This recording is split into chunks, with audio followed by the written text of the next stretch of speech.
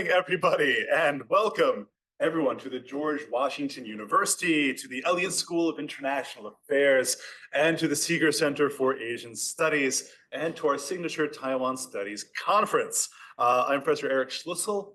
I'm a social historian of China and Central Asia, and I have the great honor of being the director of the Seeger Center for Asian Studies. For anything else, I'd like to thank the crew who has made today's event possible, not least of all Assistant Director Richard Haddock, who sits there in the green suits, our indomitable program coordinator Adam Bubinich, and other indomitable program coordinator Bobby Kincaid, our student assistants David, Renee, and Mark. Thank you so much for everything that you do for us. Now, I am proud to say that the Seeger Center is one of America's top 10 institutes of Asian studies. We have the largest community, the widest reach, and I'd say the best location of any such center in the Washington, D.C. area. And we also have the best friends. Now, first and foremost, the Seeger Center is a comprehensive center for Asian studies. We serve the entire university here at GW, our partner institutions across the DC area and the region, and of course, our many communities, including diaspora communities here in across Greater Washington. We have a very, very special place in our heart and in our programming for Taiwan. Now, for many, many years now, the Seeger Center has been a major home for Taiwan studies, which is now housed under our beloved Taiwan Education and Research Project, or TERP.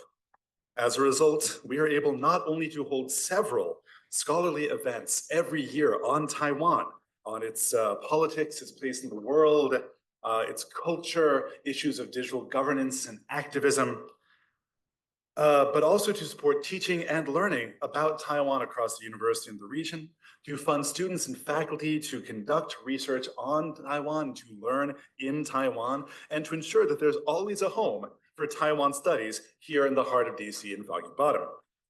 Our goals are that we do not simply talk about Taiwan, but that we talk with Taiwan, and that Taiwanese voices come to the center of that conversation.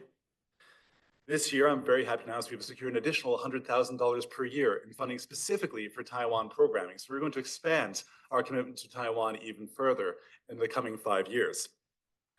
Speaking of friends, we wouldn't be able to do it without the support of the Taipei Economic and Cultural Representative Office, or TECRO.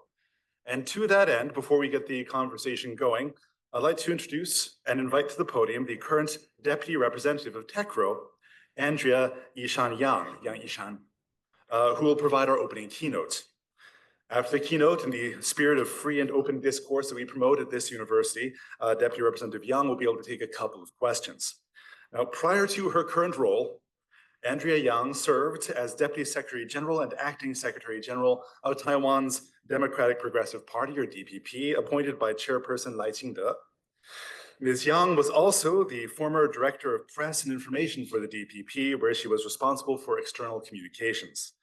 Ms. Yang previously worked in various governmental positions, including high-ranked positions in the Ministry of Culture, in Taichung's Bureau of Cultural Affairs, and the Parliament, and she served at the Office of the President in 2007. Andrea graduated from Australian National University, ANU.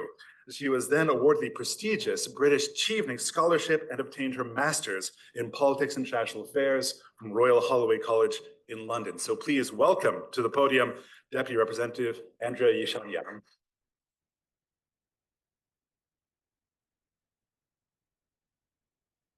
Morning, everyone. Thank you, Professor Schlussel, for inviting me to today's event. It is our honor to support universities across U.S. to talk about Taiwan and discuss about Taiwan's issue. I've seen a lot of familiar faces, so I'm going to be very cautious with my words today. It's very difficult to talk about the new challenges, but I think every day we face challenges in different ways around the world. I grew up in a place where China's threat has always been there, ever since I have memories. So we're very used to the Chinese threats in different tactics, different measures, mostly violent ones. But I also grew up in a time where people and universities talk about China's rise, China's peaceful rise, question mark. So today we're witnessing a very different China, a very threatening China that try to make the global politics a little bit more complicated than ever. Taiwan has never been a part of China. We'll see PRC, to be more specific. So I think all this thread, the complicated histories that you might have some familiar studies on that, I would just skip all of that. In today's time, we are very much focusing on the economic discussion when Trump becomes the president. It's very challenging to watch the changes of the global economic games of rules, if there are any. So I think that's the separate discussion on security and challenge and economic issues is something new to all of us. I studied international relations when I was in Royal Holloway College, University of London. Was the purpose of the creation of international studies, I think, for me, it's the purpose to avoid wars around the world. I think ever since mankind experienced two world wars, that we know the damage and the tragedies a war can cause. Taiwan is a little place. We were not a part of any significant international organizations, but yet we try to establish our own democracy, our own democratic system, as we believe in all the values behind the systems. Human rights, freedoms, all of this should be given conditions. But we do need to fight hard to keep them going. U.S. has always been a beacon of Taiwan as we struggle to build our own democracy. That's the great presidents over the past decades focus and emphasize on the importance of the battle between democracy and autocracy. I think the battle would forever continue so long as the threats are there. And China is definitely a very significant variable to all of us. You must be familiar with the first island chain, Japan, Taiwan, and Philippines. The reason why the first island chain was designed is because after the Second World War, that U.S. has to mark its global political territory. And first island chain is considered the U.S. political territory. The importance of talking about Taiwan is not about talking about the happiness or securities, democracy in this little island, but it's all because talk about the Indo-Pacific, used to call Asia Pacific, now it's Indo-Pacific security is significant. 60% of the commercial cargo goes through Taiwan Strait and South China Sea. So you can imagine if there's a war happen in that area, the world's economy would be severely jeopardized. Everything would just go into a big mess. So we try everything we could to prevent a war from happening. The Taiwanese people are not interested. I'm sure the Chinese people are too not interested in turning the Taiwan Strait or Taiwan into a war zone. It would be a disaster. So we hope in this security discussion that U.S. will play a major role in keeping this in peacekeeping. President Trump hasn't focus much on talking about the global security and the new world order. He's not interested in multilateral relations. So we're pretty sure that U.S. will not come back to WHO, and we'll see what would happen next. But it's important that U.S. continue to take the lead in a global politics, because U.S. is a democracy, the leader of the democracy. China is not interested in having a democratic system. I'm sure that people are, but the government is not. So the competition between US and China is crucial.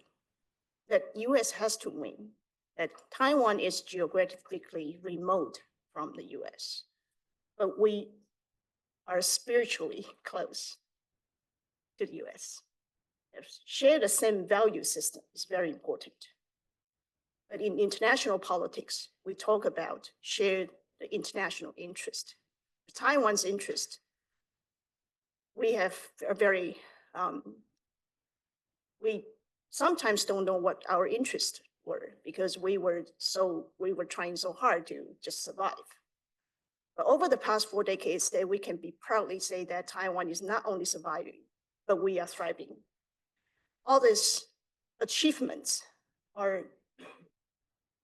they don't come easy. The semiconductors achievement, we're providing the 80% of world's high-end chips. I think it's maybe more than 80%. This is not, the success of TSMC is not an overnight miracle. We work so hard to make sure that we play a part of the role, play a big part of the world. As I always indicate that Taiwan was once a taker from the international community. We demand recognition, and we demand understanding, and sometimes sympathy. But we can proudly say that we are playing a role as a giver, and we can contribute on a global economic supply chain in a significant way.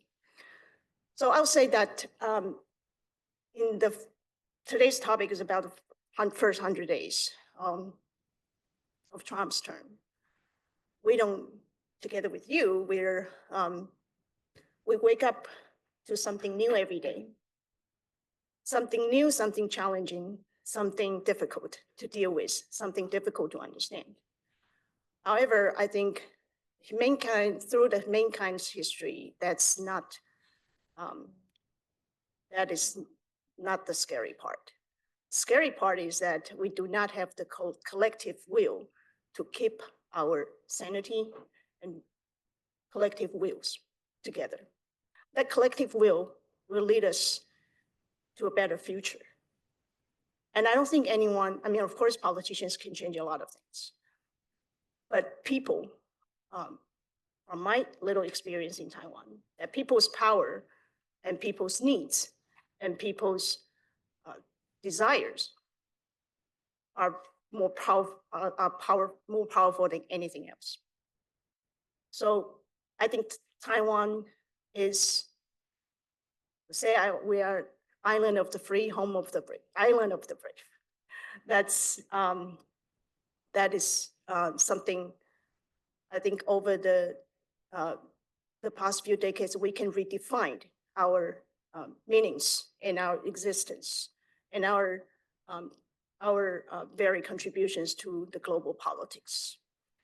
In Trump's time, the tariff issue, of course, we were reacting in a very quick way. That we are now on the first pile of the list, waiting for negotiation. And this negotiation is not going to be the WTO kind of negotiation. I was approaching State Department and our friends in the government. Before the announcement, we didn't believe the list would be by country, because tariff negotiation is very complicated. It might be by industry or by items, by products. But turned out it was a by country list. So, okay, now we deal with this together. But I agree that U.S. has to do more to counter China's rise, especially its economic power as posing a big threats in different continents, not in America. And East Europe, Africa. South Africa was trying to kick our embassy out of their place without any reasons, not to mention our representative office there is actually our own property. So all this brutal and craziness would not stop because China is not a country that you can be reasoned with. So be reasonable with. So I'll say that right now, the Taiwan and US relations are still very strong. 40% of our foreign direct investment goes to the US. We used to contribute more than 50% of China's foreign direct investment source. We help to create China's economic miracle and growth. But right now, I think China is experiencing a very bad economic downturn. And that would give them a lot of domestic, they would have their own domestic issues to deal with. How do the world stay together? That we need a leader. That is, I never doubt that the world needs strong leaders to glue everyone together and come up with something constructive. So while we play a role of the semiconductor AI industry supply chain, still we have our own domestic issues to deal with. But I'll say that the Taiwanese people would not at any moment give up our democratic system. Democracy has its downsides, but believing in equality and freedom should be given to every single individuals. That is what we are there for. We are the first Asian countries to pass same-sex marriage bill. It didn't come easy, but see that the model of Taiwan's democracy should be shared around the world, and we are happy to play a more constructive role in every stage. So with Trump's first 100 days, I think we hope that security issue and security discussion will be back on the menu. This is very important that we don't separate economic and security issues. China doesn't separate that. So to define what China really wants and see clear about China's ambition and do not neglect China's intentions of becoming the most powerful country in the world. I think only US has the history to lead the world in a very powerful way. So once the leading role is there, I think all democracies will follow.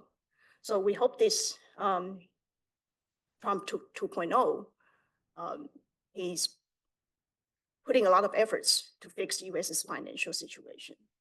And we hope once it's done, that we can back to a more bigger scale of this to discuss how the international politics and what the future would look like in his four terms. So I think I would just briefly stop here. We do have a lot of difficulties every day. It's the excitement of this diplomatic mission. But I think we have a lot of US friends, bipartisan support in the Hill. And the reason why we have the bipartisan support It's not because Taiwan is so important as an individual country. It's so important because we do not want Taiwan to become a breaking door and or become China's reason to have access to the entire Indo-Pacific. You can imagine that China parking their vessels, military, deploy their military equipments in Indo-Pacific. They can travel to Hawaii and Guam as much as they like if Taiwan becomes a part of China. And they control not only Taiwan Strait, but also South China Sea, and then the entire Indo-Pacific. And by then, US would not have chance to come back and be influential in Asia, because we talk to our friends in Japan and Philippines. This is almost a certain situation that if Taiwan is under control by China, and Japan will give in, Philippines, everyone will give in, because that means that China will become unstoppable back then. So every day, our diplomatic circles, we share the worries. But at the same time, we share the ideas, and we share the needs to talk to more US friends who care about the world, who care about democracy, that we need to work something to stop China from being aggressive or even think about invading any other countries. So hopefully, Taiwan will continue to play a responsible role in international politics. And with your support, today you are here, talk about Taiwan, talk about international relations. That means you care. So let's share the ideas and spread the word, the words, share our concerns, and then build our collective will in a good way. So thank you, Eric, again for having me here. And as much as I want to stay here, but I have another tariff-related meeting in a bit. So, but I was happy to take some questions. We are in the same dance, and we hope this will not turn into it. We hope this dance will continue to be a harmonic one. Thank you.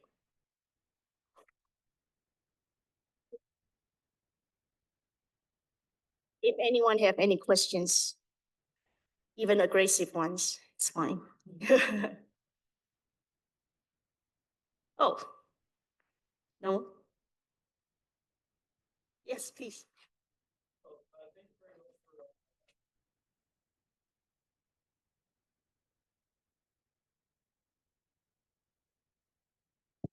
Whoa. Hi. So, thank you very much for your speaking today. Thank you. I appreciate that a lot. I know that you have the Trump tariff meetings to deal with, and I actually was curious about your thoughts on Trump's tariffs. There was a note that I found somewhere that Trump's tariffs were excluding semiconductors from those tariffs. I was wondering what your thoughts were on that, and how interesting it was that Trump was very gung-ho about trying to enforce like his kind of idea of a liberal world order, but still seemed to exclude a very important resource to both U.S. and Taiwanese economies. Right. We tried to get President Trump and his team to know more about Taiwan's role in this entire semiconductor supply chain, because TSMC produce U.S. companies' chips, NVIDIA, Apple's, Google, Microsoft. Their biggest clients are the US clients. So US design the chips and TSMC make it happen. That's something we are proud to share with the world. I'll say that TSMCs, they were about to went bankrupt for a couple of times, but then the government, our government, continued to put more money into it and make sure that the company would survive. And then after a few decades, I think there are at least 3 to 4 universities continue to train talents for TSMCs. So TSMC in Taiwan is the most desirable company. Everybody wants to get in. So they never run out of talents, and their quality control has always been very strict. Could we duplicate the same experience in the US? That is a question that TSMC would have to deal with. But now they're already having a manufacturer sites in Arizona. I think they are committed to have US made chips. And they have their overseas companies in Germany and also in Japan. I think all these achievements happened after COVID-19 pandemic. Before COVID, I don't think anyone knows about TSMC or even semiconductor. But COVID has changed quite a bit of the world's understandings, and we know more about what a chip can do to the world. So that's how TSMC became so popular around the world. But with their business decision, I'm sure they will be very careful. Business are there to make profits. But with the Trump administration's determination of having US-made chips, I think that's of course it would happen because the US companies, NVIDIA's, especially, they have a very, very strong business relations. So all this, I think, is a matter of how to make this supply chain stay still. And Arizona, I think, with the TSMC's $100 billion dollar investments, they would have a lot to work on. But universities here in the US, you continue to provide sufficient talents, and how do TSMC shrink the expectation gap and cultural differences? That would be something I think this was quite an urgent matter for them to resolve. So all these little details, I hope we would have, because we don't intervene in TSMC's business anymore. We used to have a big share, the government, but as they become more and more successful, the government decided to pull out of the funds. So they're on their own, all these business decisions, I think they know how to come up with the best solution for the customers and the consumers. Thank you. Well, thank you very much, Deputy Representative Young, for your time. I think we'll have to move on, but I really appreciate you coming and speaking with us here today. So one more round of applause, please.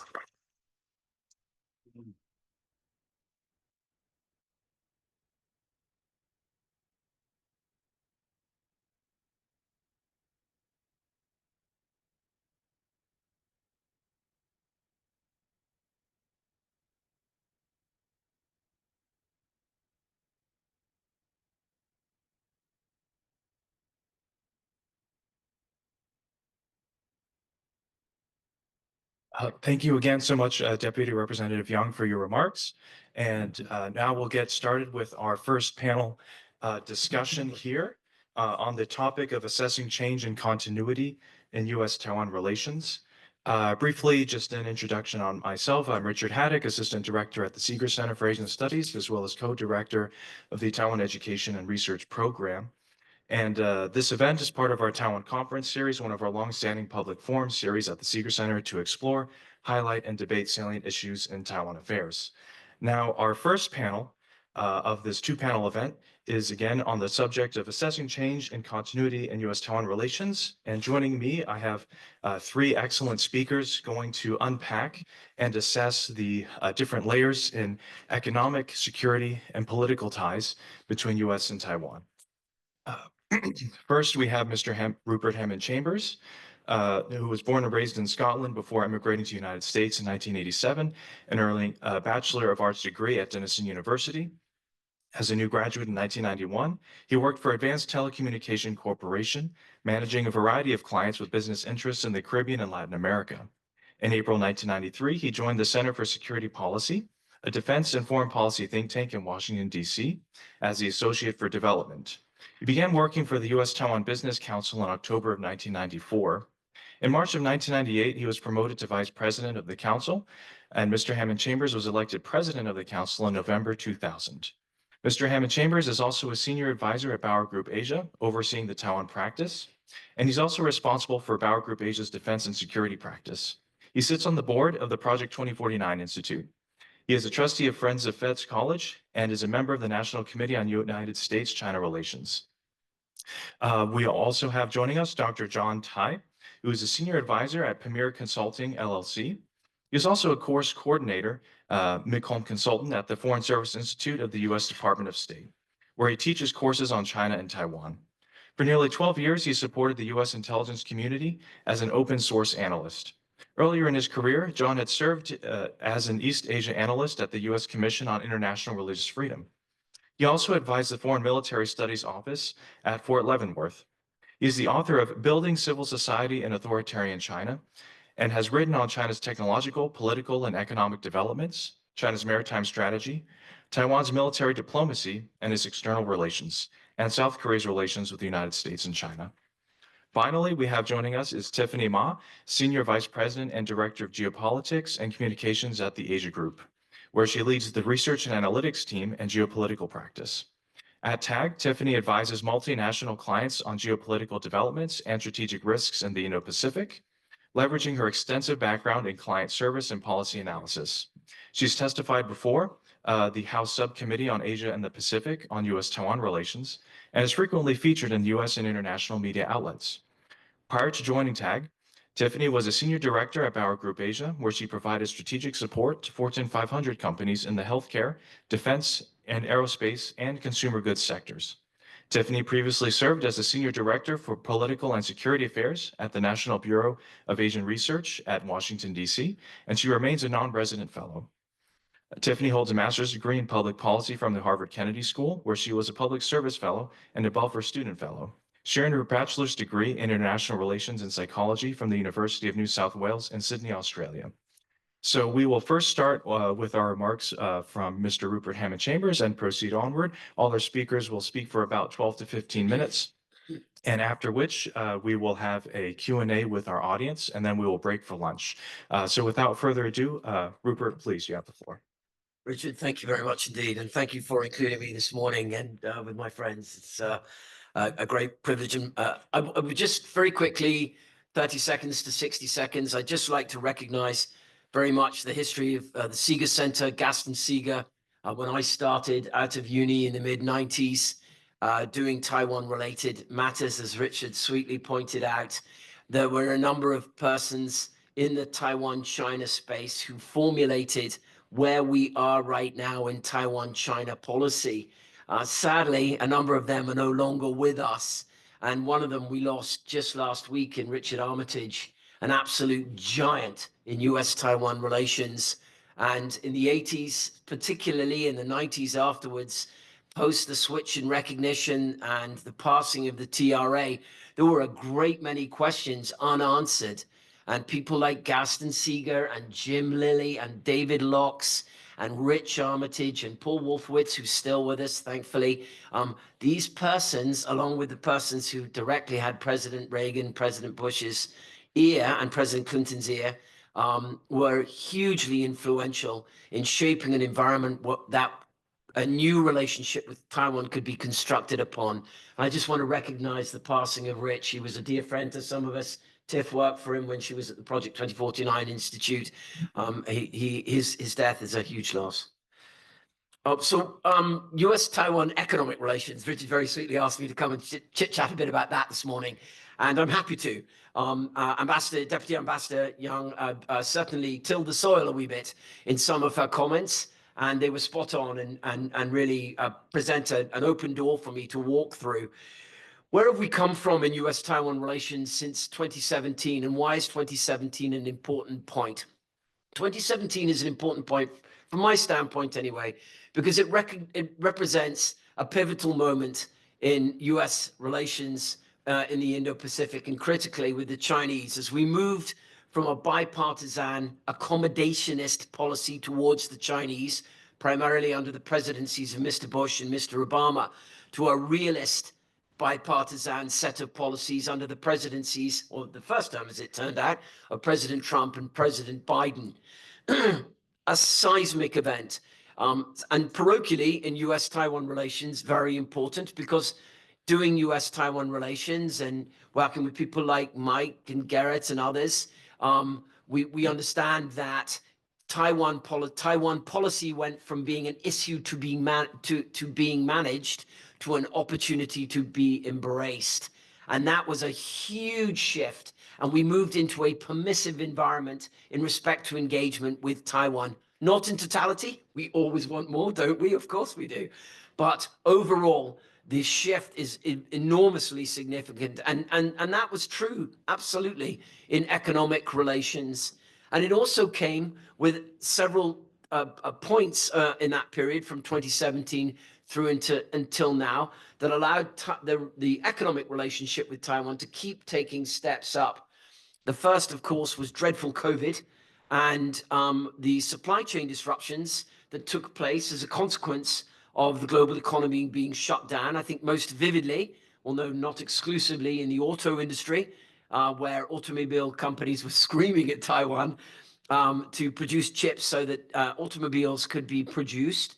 But it certainly highlighted the importance of Taiwan in the supply chain in respect to chips, and what was necessary to diversify the production of chips. And I'll come back to that in a second, perhaps in relation to TSMC's investment in Dresden, Germany. We have that moment. And then after that, what we have in the period as COVID quietens, pardon me, we move towards a period where artificial intelligence, quantum computing, and other next generation technologies start to take grip of capital markets and the forward deployment of capital by companies. And of course, Taiwan has a seat at that table, an undeniable seat at that table, primarily as a function of Taiwan Semiconductor Manufacturing Corporation, but not exclusively. As the Deputy Ambassador pointed out, it has created an ecosystem that has been constructed over 40 years. When TSMC was founded in the mid-1980s, one company. Since that point in time, over 1,000 companies in Taiwan have been formed to support TSMC. It is an extraordinary story, and it is a very diverse ecosystem and supply chain that brings us somewhat to where we are here with Mr. Trump and his administration's economic demands, both bilaterally and towards economic states like the European Union. When I look at the state of economic relations right now, I noted even in the last several days that the IMF has bumped up their assessment of Taiwan growth for this year to 2.9%. Industrial production has grown in Taiwan for the 13th month in a row. And it is being driven by fundamentals, investment. We like investment very much in economics, particularly when it's private sector investment. I am not being dismissive of public sector investment, but healthy private sector investment is an excellent indication of the health of a particular ecosystem. And the one that I'm charged to monitor and work within is the one between the United States and Taiwan. So macroeconomic indicators are extremely robust still at the moment. I accept implicitly, before I get questions later on, that we're still in the nascent stages of the tariff policies that the President Trump is rolling out, and that the impact on those on macroeconomic activity and investment are almost certainly still to be felt. But so far anyway, we're moving in a pretty robust direction, albeit with some risk associated with the tariff policy. The trust component between the US and Taiwan throughout the relationship is, to me, the glue that holds the two together. It's a very obvious thing to say. So let me break it down for you a wee bit. When we look at the nature of the relationship between the contract manufacturing ecosystem on Taiwan and the design infrastructure here, it is a synergistic relationship. So when we talk about shifts in supply chains, and again, the Deputy Ambassador touched on that, if we go back to let's go back to about 2011, fully 82% of Taiwan's foreign direct investment flowed into China. It's now less than 8%, less than 8%. We have seen a precipitous decline, even during, it started obviously when Ma Ying-jeou and President Obama were in charge, but it has dramatically accelerated since 2017.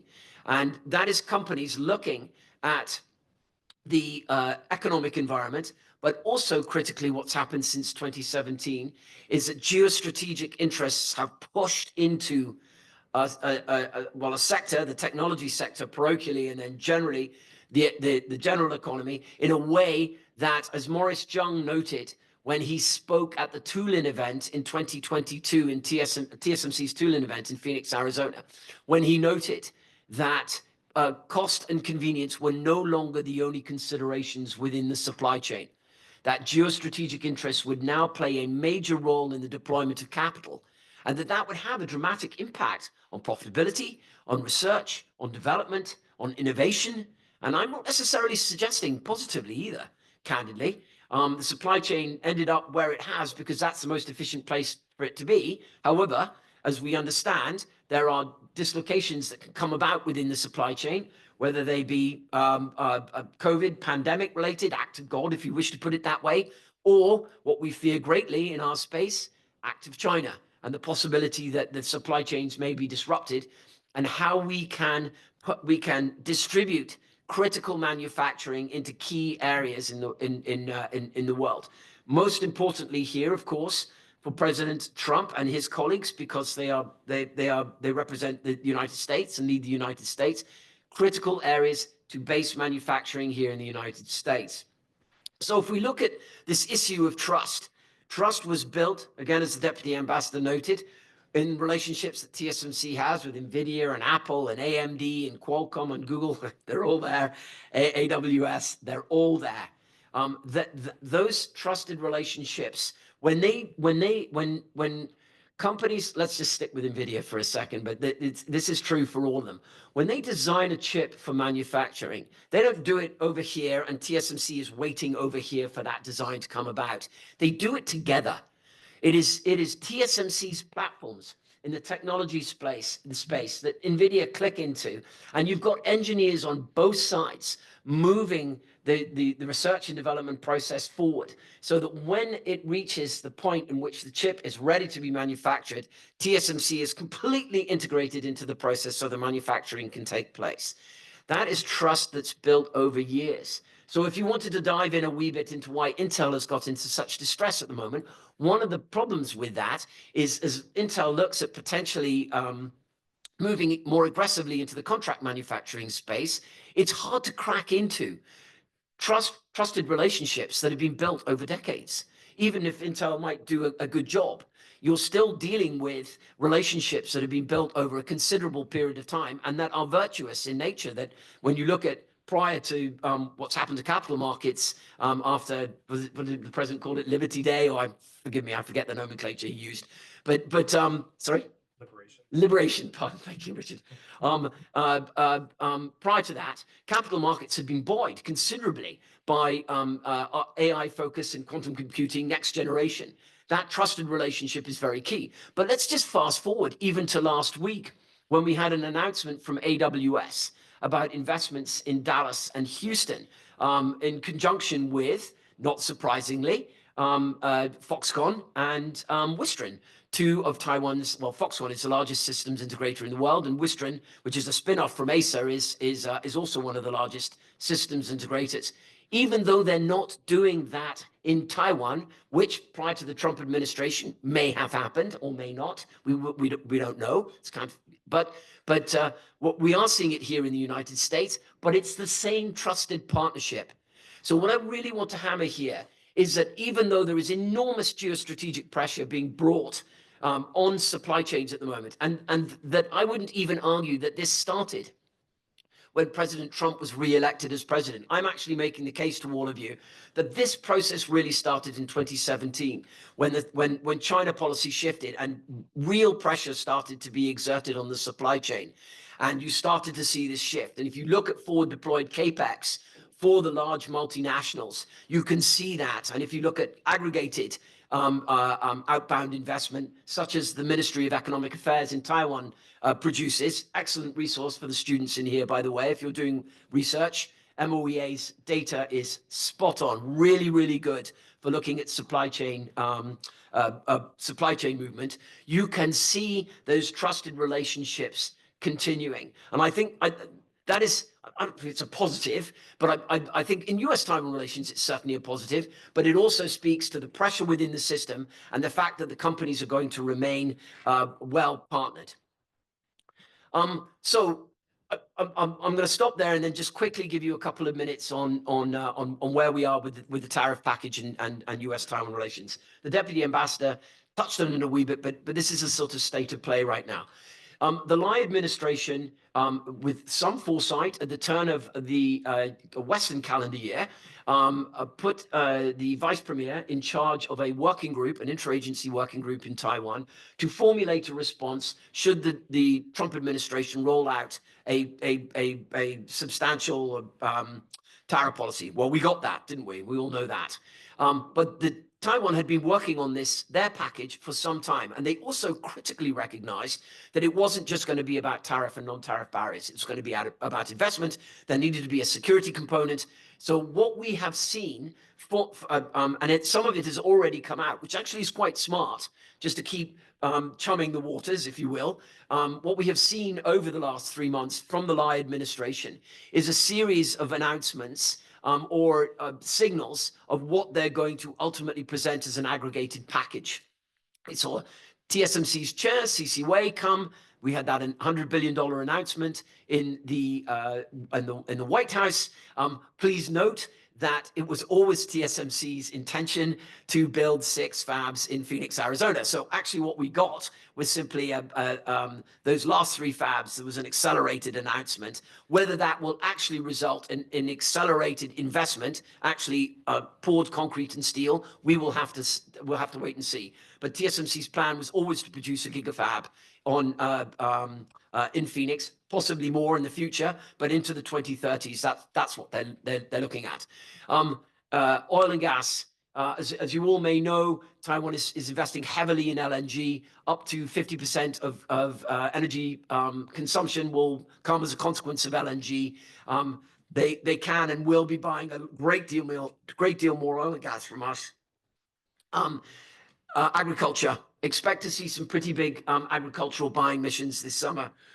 And then some smaller areas that are not untypical and that you will see, I think, in other negotiated packages with other countries. There'll be Boeing aircraft. There will be GE electricity turbines. These contracts all run into the billions because, and this will be my last point, there is an irony behind the burgeoning trade imbalance between the United States and Taiwan. The irony being that if we go back to 2017 and the Trump administration's shift in China policy and the pressure on the supply chain, you've got the shift in forward deployed CAPEX and investment. Well, some of that investment came back to Taiwan, but the end market is still our market. So in essence, all that's happened is the trade imbalance, that aspects of the trade imbalance have shifted into other markets. Vietnam is another example, but Taiwan, and that's why you've seen over the last several years a real surge in the trade imbalance. The economists in the room, we could all have a good debate about the efficacy of trade imbalances, whether they are or are not important. That's unimportant at the moment. All that matters as a practical matter in this moment is that President Trump and his colleagues believe that it's important. So there has to be some currency in negotiation and discussion about what to do about that. So I would suggest to you all that in the coming weeks, what you're going to get is an aggregated package from the Lai government. We'll have to wait and see when it's presented, but keep an eye on the next few weeks. an aggregated package that will attempt to address to the Trump administration's satisfaction, tariff, non-tariff, trade imbalance, and investment. Thank you very much indeed. Thank you so much, Rupert, for that deep dive into the economics relationships and what to look for in the next few months. John, please, your remarks.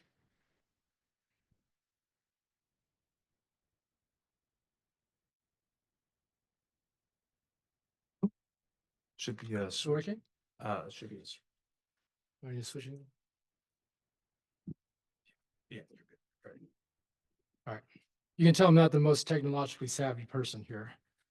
Well, thank you, Richard. And it's really a pleasure to be on this panel, especially with such distinguished fellow panelists.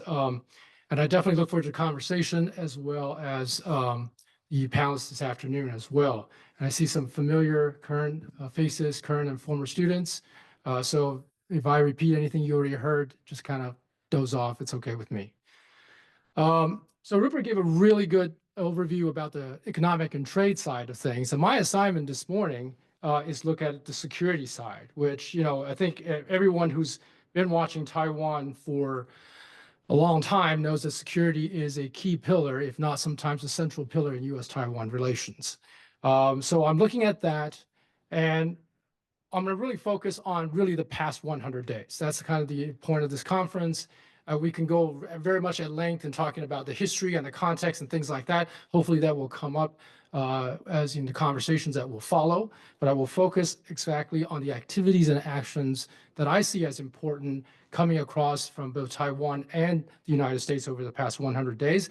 Then I will conclude with a very brief observations about some factors that will likely impact the security relationship between the two countries going forward. All right.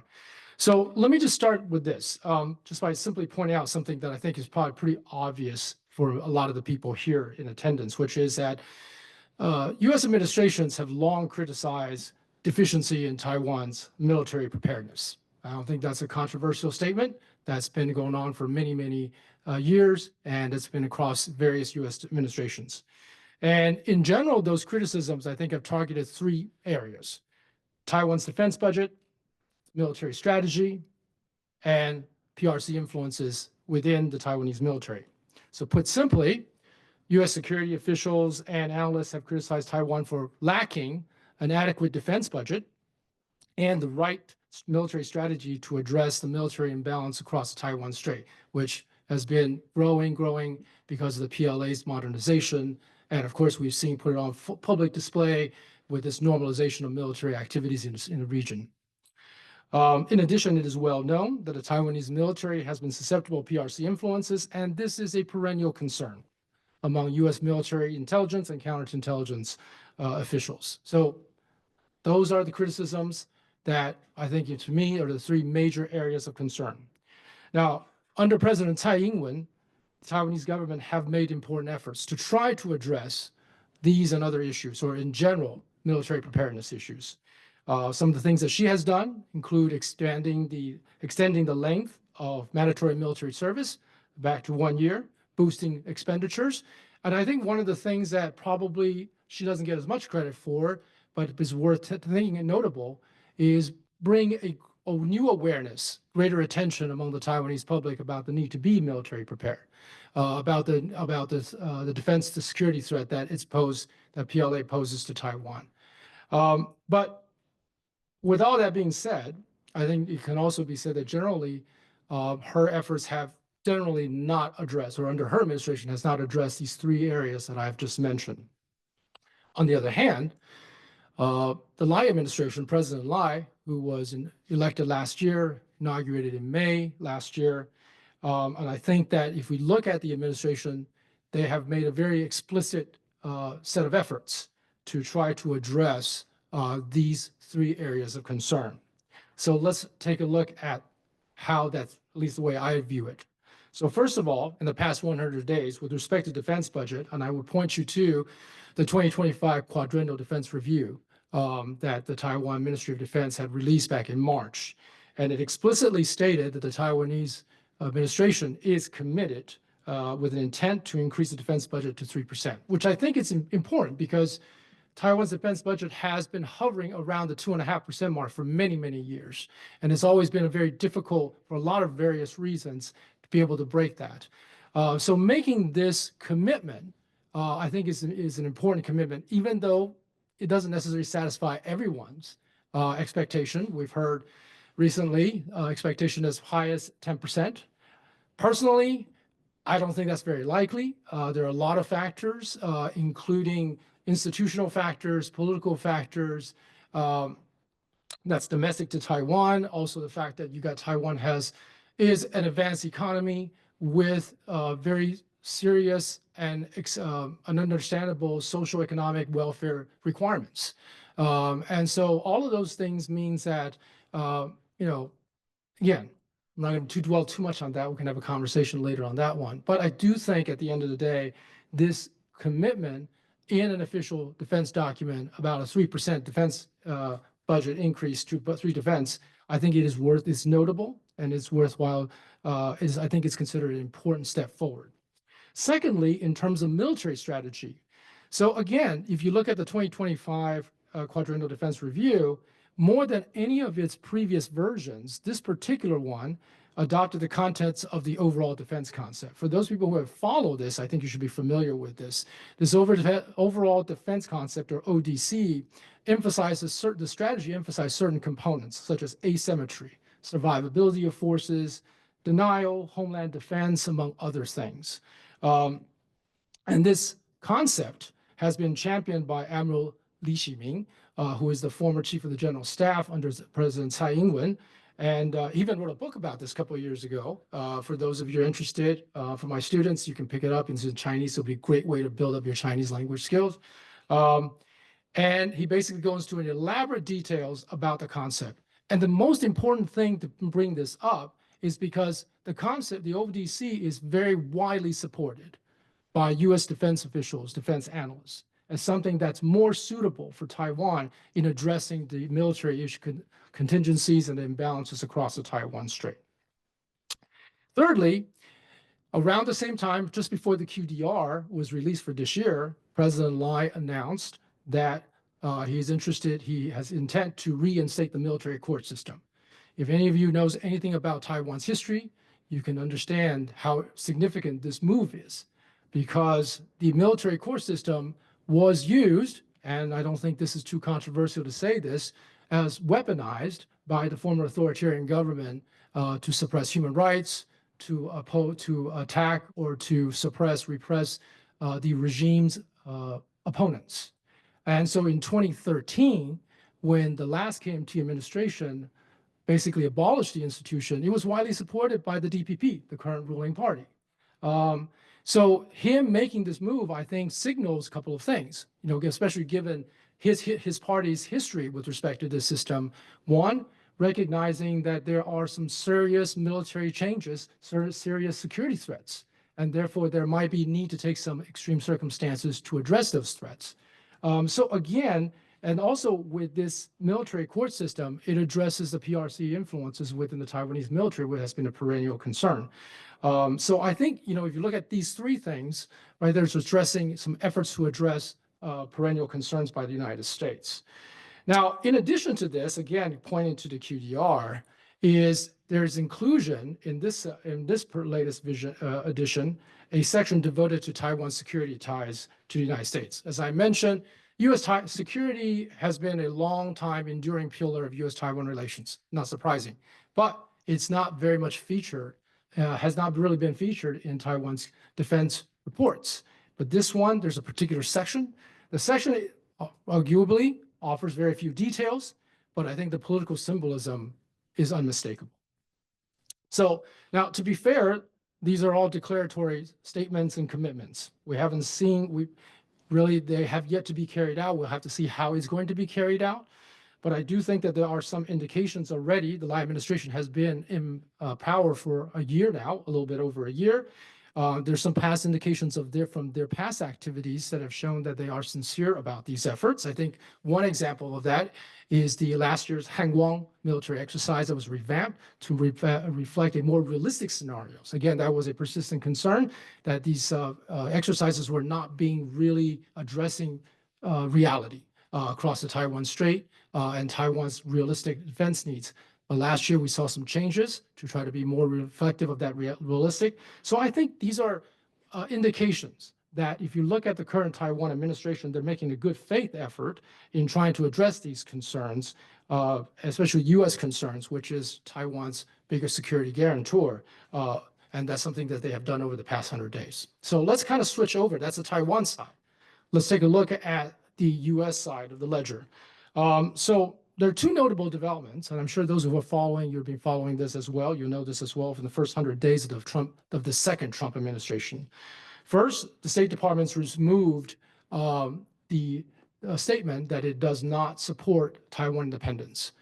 So now, to be fair, this action has been done before, but nevertheless, I do think it has a significance because it signals that within the U.S. government, within the U.S. bureaucracy, especially among the diplomatic corps, that there is an increasing sentiment that Taiwan needs to be supported. Taiwan is something that we need to support as Americans. Now, second development is that, as you've all read, the media reported about an internal Pentagon memo that calls for deterring China from seizing Taiwan. Now, the internal memo, if verified, does reflect a growing view among U.S. military officials and analysts that Taiwan is critical to U.S. security in the region. So those are definitely two significant developments. But even so, the reality is, and I think this is something that, as I mentioned earlier as well, I think if I remember, Deputy Ambassador Yang also mentioned, Taiwan has not been a priority issue at the highest level in the first 100 days of the Trump administration. The Trump administration has been focusing, first of all, on the transatlantic relations, notably Ukraine, or rather to try to come up with a peace plan to end the war in Ukraine. So that was the first thing that captured a lot of their attention. And of course, lately, and this is something that we have also been talking about, is the issue of the tariff. I mean, that's the elephant in the room, the tariffs. And in the process, the Trump administration also imposed a 32% tariff on all imports from Taiwan on quote unquote Liberation Day. Now, so in addition, the fact that there hasn't been is President Trump has actually been quite consistent in his unwillingness to express an explicit security commitment to Taiwan, which is very much unlike his predecessors. Of course, it's still early, but I think if you go all the way back to his first administration, that's been fairly consistent. And you could make the argument that his perspective on Taiwan so far as we understand it, as far as I've noticed it, can be very different from many of his advisors. And I do think, and this is something that, again, I think Deputy Ambassador also Young mentioned, is that President Trump has been, I think, trying to sort of de-link any connection between U.S.-China relations, U.S.-China competition, and the security situation in Taiwan. Now, of course, the reality is anything that deals with U.S. and China, Taiwan is going to be there. The Trump administration may not want to if it actually gets on the negotiation table, but I'm pretty much expecting that Beijing will make it on to the negotiation table. That's something to be expected. But in any ways, in sum, so my point is that if you look at the first 100 days of the Trump administration, notwithstanding some notable movements at the operational level, Taiwan has not received the highest level of attention during the first 100 days, right? So what that means is, what does that mean? That means that, at least for me, it's not entirely clear. There's a lot of ambiguity about what this administration's strategic perspective is about Taiwan. Of course, it's only 100 days. A lot of things can happen. A lot of things happen in the last 100 days. So more can be expected. But perhaps that clarity will be provided down the road. And I would urge everyone to take a look. I'm certainly going to keep an eye on is when the Trump administration issues its national security strategy report. The Biden administration issued its interim report towards the end of the first year of his administration, and the full report the year after. So it could be that the Trump administration will come up with something to that and follow a similar pattern. So I would take a look at that one and see what contents are found in there with respect to Taiwan. So my conclusion that it's looking at U.S.-Taiwan security relations, right? So what does it mean for U.S.-Taiwan security relations moving forward? And this is I agree, I have to say, admit, this is the ultimate cop-out. My obvious answer is it's too early to tell. But I do think it is uncontroversial to assume that the Lai administration will continue to make efforts to align itself with the United States. I think that's very clear. But we do have to keep in mind that what the Lai administration can do also have to be taken into domestic political considerations, institutional political factors that will going to affect Lai administration's ability to carry out some of its wishes and some of its policies. With respect to the Trump administration, there are indications that it is pivoting toward the Indo-Pacific region. And China will undoubtedly remain America's greatest strategic competitor, not just regionally, but also globally, because China is a global actor. And in this context, it's clear that Taiwan already occupies a key position in the U.S. regional security framework, as well as regional and global supply chains. And of course, it remains a central issue in U.S.-China bilateral agenda. But notwithstanding these external considerations, I also would say that there's one factor that we also have to keep in mind on in terms of understanding or looking into what the second Trump administration's perspective is about Taiwan, is we're going to have to look at the dynamics in terms of the interactions between President Trump and his senior advisors. And so that's something that we need to keep an eye on. But regardless what happens, I do expect that Taiwan will have a role to play in the Trump administration's regional and global security framework. So with that in mind, I'm going to stop there. And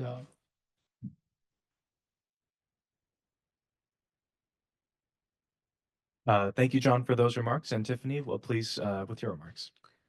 Great. Thank you so much, Richard. And I just wanted to thank the Seeger Center for having me here today. And I also want to start by echoing Rupert's tribute to Rich Armitage. Not only was he a titan of the foreign policy space, but it was truly a privilege to have known him.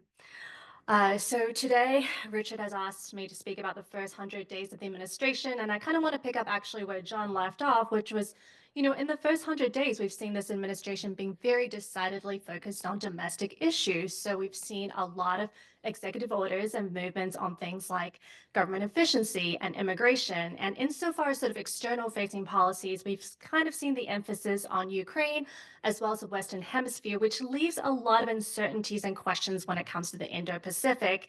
And obviously Taiwan is among them, as we see this administration adopting a much tougher stance and rhetoric against both friends and allies, as well as competitors. So perhaps with that, I want to start with sort of this broader context of this administration's policies towards Asia in the first 100 days and sort of think about where Taiwan sits within that broader lens. As has been discussed by Rupert and John, trade has sort of been a central feature of this administration's foreign engagements. So when we talk about trade, it's been very much centered around tariffs, specifically with the reciprocal tariffs as well as the sectoral tariffs. And just to kind of break it down, both these types of tariffs create significant impacts on Taiwan's economy. When we talk about the reciprocal tariffs, which is the 32% on Taiwan, which I think makes Taiwan the 9th highest tariff rate in the Indo-Pacific, I believe. So what we're seeing with emerging with these reciprocal tariff negotiations is that these are kind of a tool and a platform for the administration to address trade imbalance issues, and that's everything from the volume of trade as well as non-tariff barriers. And these are part of the upcoming negotiations that we're seeing, of which Taiwan is one of the first in line, but we're also seeing Japan, Ishiba having talked to cabinet officials last week, and Vietnam also coming up, as well as Korea and India as well.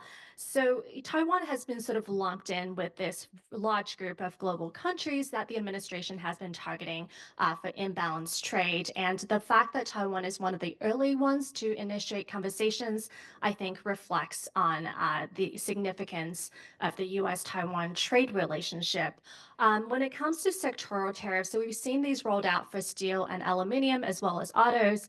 The administration has also sort of previewed possible sectoral tariffs on semiconductors and pharmaceuticals. And as discussed earlier today, I mean, Taiwan will be very much exposed to semiconductor tariffs.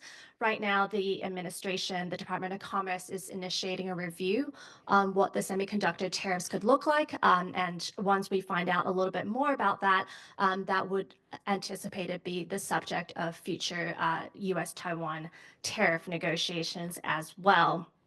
In addition to trade issues, another thing that we've seen this administration really push allies and partners on is defense spending. So it's not just Taiwan, as John mentioned, there was a very, very aspirational 10%, but pushing Japan and Korea both to increase defense spending. I believe cost sharing came up in the Ishiba negotiations last week as well, and the Koreans have said the special measures agreement will not be on the table, but that is something that they're very much keeping an eye on in terms of hearing about the rhetoric from this administration. And of course, the same critique has been levied against the EU as well. So, Trump is pushing allies and partners pretty much universally to spend more on defense. And this raises a lot of concerns, especially with regards to where this administration's policy is going and whether there's going to be break from sort of longstanding positions, especially what we saw with Ukraine. There is a slogan in Taiwan, which is Ukraine today and Taiwan tomorrow. So some of the developments with the Zelensky meetings have raised some concern there as well. But, I think looking at Taiwan, sort of honing in a little bit, looking at some of the consistencies and departure, both from Trump 1 and from Trump Biden. One of the variables that we hear a lot when we talk about what is Trump's policy towards Taiwan is his own rhetoric. And I think that is probably one of the less consistent elements that we've seen. During the election campaign, we saw him talk about, criticize Taiwan, saying Taiwan should pay the US more, and criticizing Taiwan for taking away the US semiconductor business. But at the same time, he has praised TSMC multiple times, very publicly as well. So in a way, sorry, is this still working? In a way, he's kind of given his flip-flopping has given a little bit of concern, but his comments, which other people have focused on, him saying, "I will never comment on what the U.S. would do in a Taiwan scenario," is not very significant in terms of the longer-term tradition of the policy approach of strategic ambiguity. It is not the firm endorsement of Biden when Biden said 4 times that he reiterate the U.S. commitment to defend Taiwan, but nevertheless, it is not a radical departure. And one of the things that's worth noting is that there is sort of less of an emphasis on Taiwan's value as a democratic partner, the value of sort of shared partnership, shared interests. So it's a little bit unclear right now, I would say, what really resonates with Trump in terms of Taiwan's importance to the United States. So we can also look to key administration officials as we kind of think about personnel as policy in the last Trump administration, where a lot of the political appointees were very much credited with this stronger stance that the administration had on Taiwan.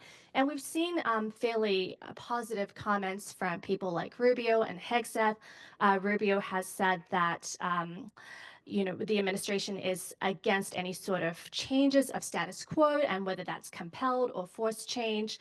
And Hegseth has also said that the administration wants to send signals to China that the area will be and continues to be contested. And apologies for sort of reading off my notes on that.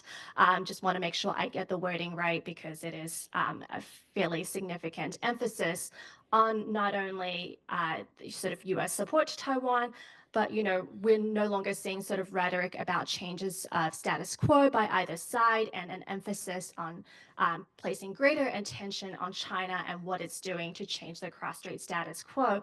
And that's very much echoed by the memo that John mentioned that came out of the Pentagon that lists China as the Pentagon's sole pacing threat and puts denial of a Chinese fait accompli seizure of Taiwan as the key priority for the Department of Defense. So in a way, this memo kind of goes a little bit further than what we've seen in the past by detailing sort of what military intervention would look like in a case of a contingency. So given these uncertainties, we're seeing somewhat of a continuity in terms of commitments to Taiwan, seeing prioritization of a cross-strait scenario, potentially, at least in terms of policy documents so far. But, there's still a lot of unanswered questions, and that's something that our friends on Taiwan have been dealing with. And overall, it seems like the Taiwan side has been very proactive in terms of engagements. We saw a delegation that they sent to the inauguration.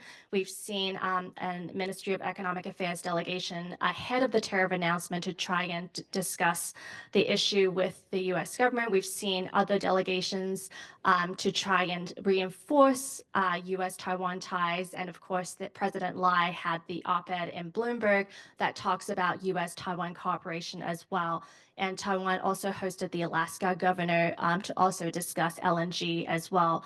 So, these are similar to measures that we've seen other U.S. friends and allies do, which is figuring out ways to build greater touch points, deepen engagement with this administration, to try and perhaps head off some of the tariff pressures, although I will say no one has been successful in doing that ahead of the Liberation Day announcement, and talking about potential increased purchases of U.S. goods, especially in the LNG space, and also other commitments, as John mentioned, like the 3% increasing defense spending to 3%, to try and get in the good books of this administration.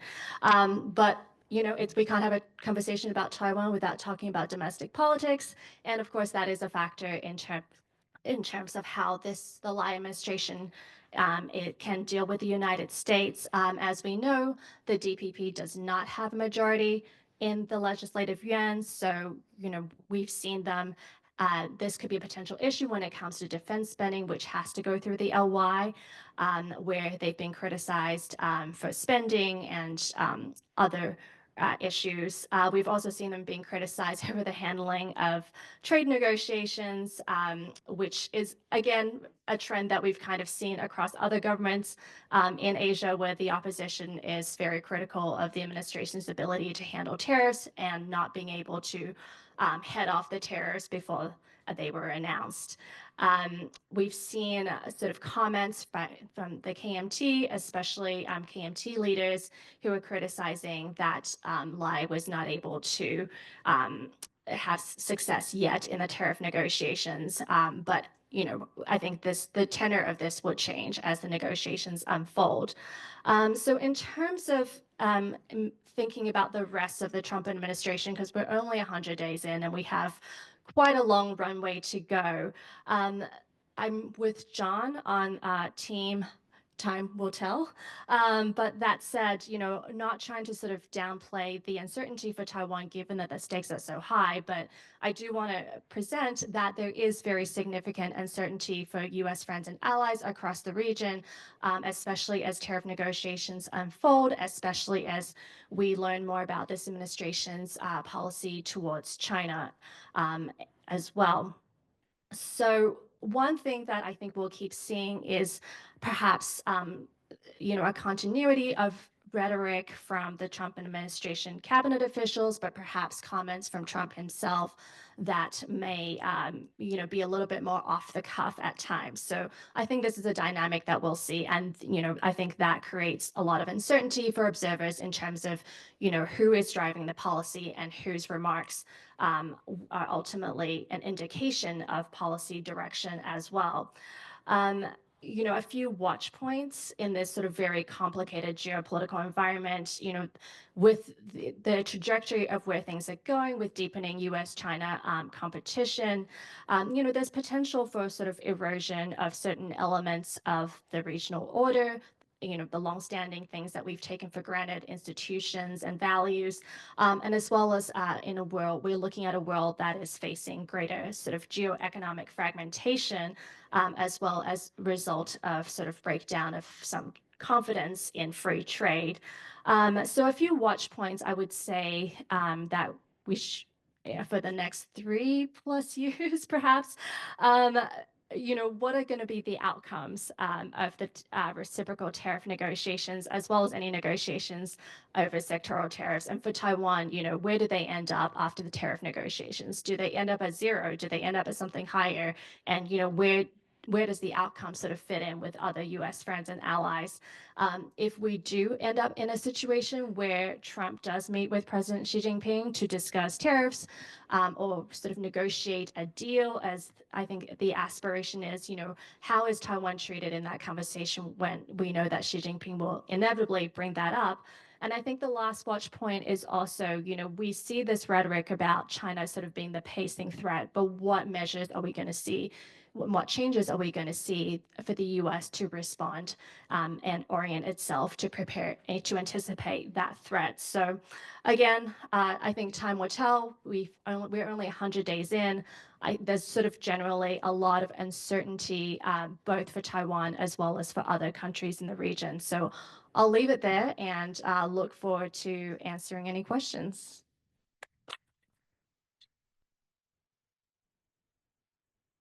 Well, thanks to our panelists for giving all of us some watch points to think about in the next 36 months, as well as the time afterwards.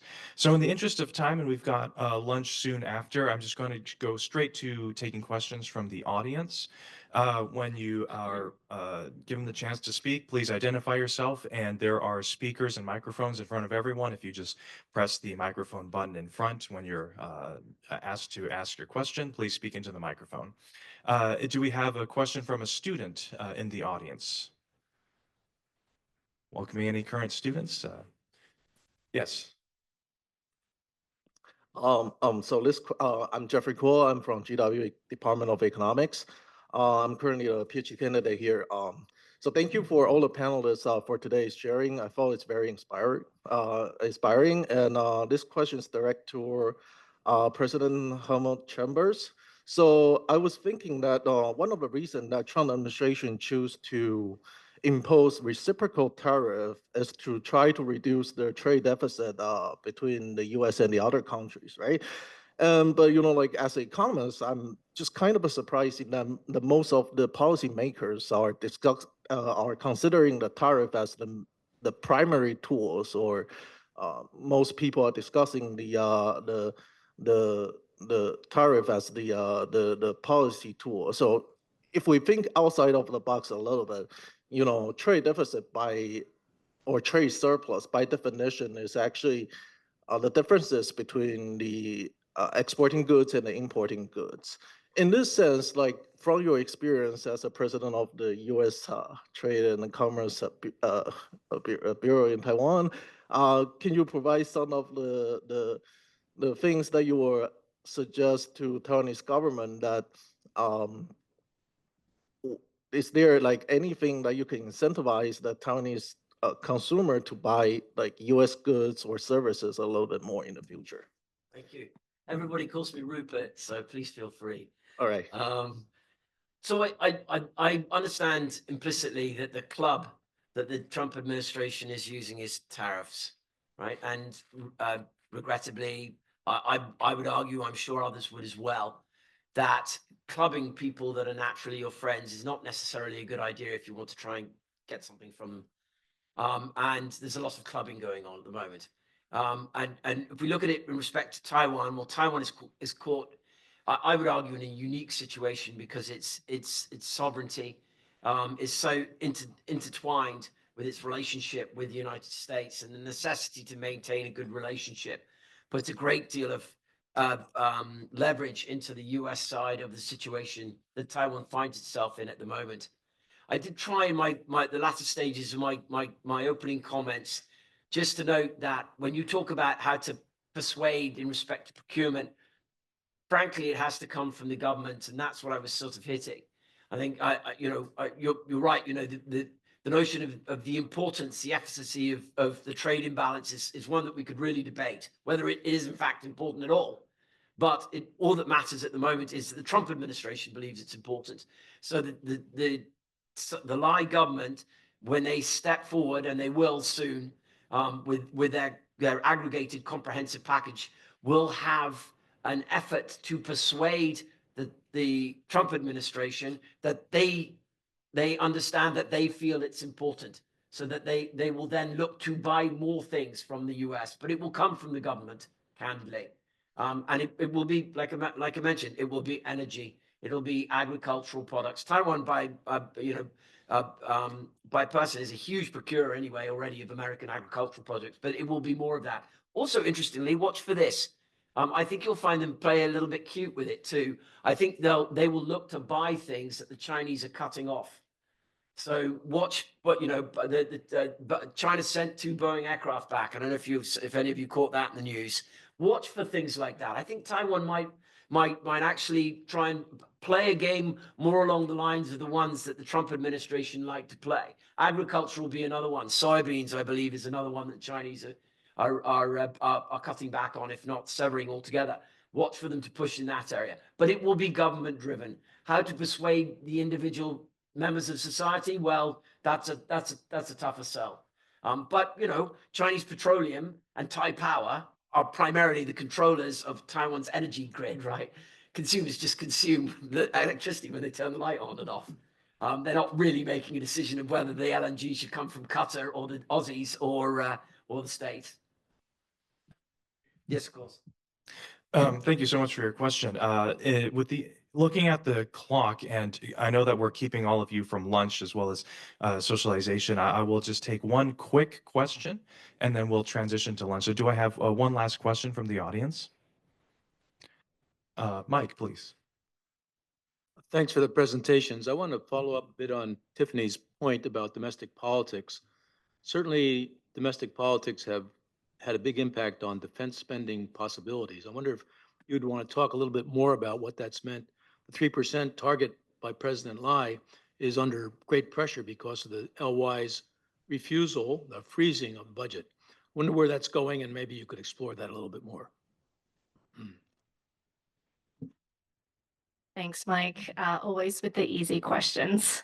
So yes, in terms of the commitment on defense spending, that's going to be dependent on passing not only the defense budget, but perhaps special budgets as well. And those, as you mentioned, is very much subject to politics. And I think not just sort of pushback on the spending, but critique about how it's been spent, transparency of spending, and other elements like that.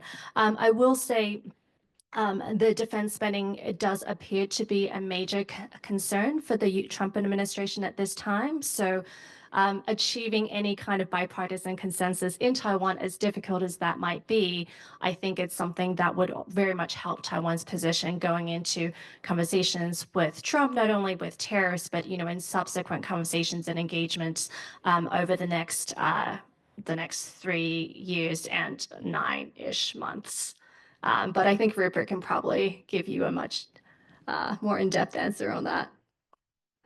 Are you chomping at the bit? Sorry. Are you chomping at the bit? Saw you. John, anything? Rupert? Well, I come from a long family of talkers. So, Mike, I don't know if any of you caught today again in the newspaper. There's a new special budget that's just been floated by the EY. Very interesting. I mean, we've really got our ears to the ground. This is a bit of a surprise.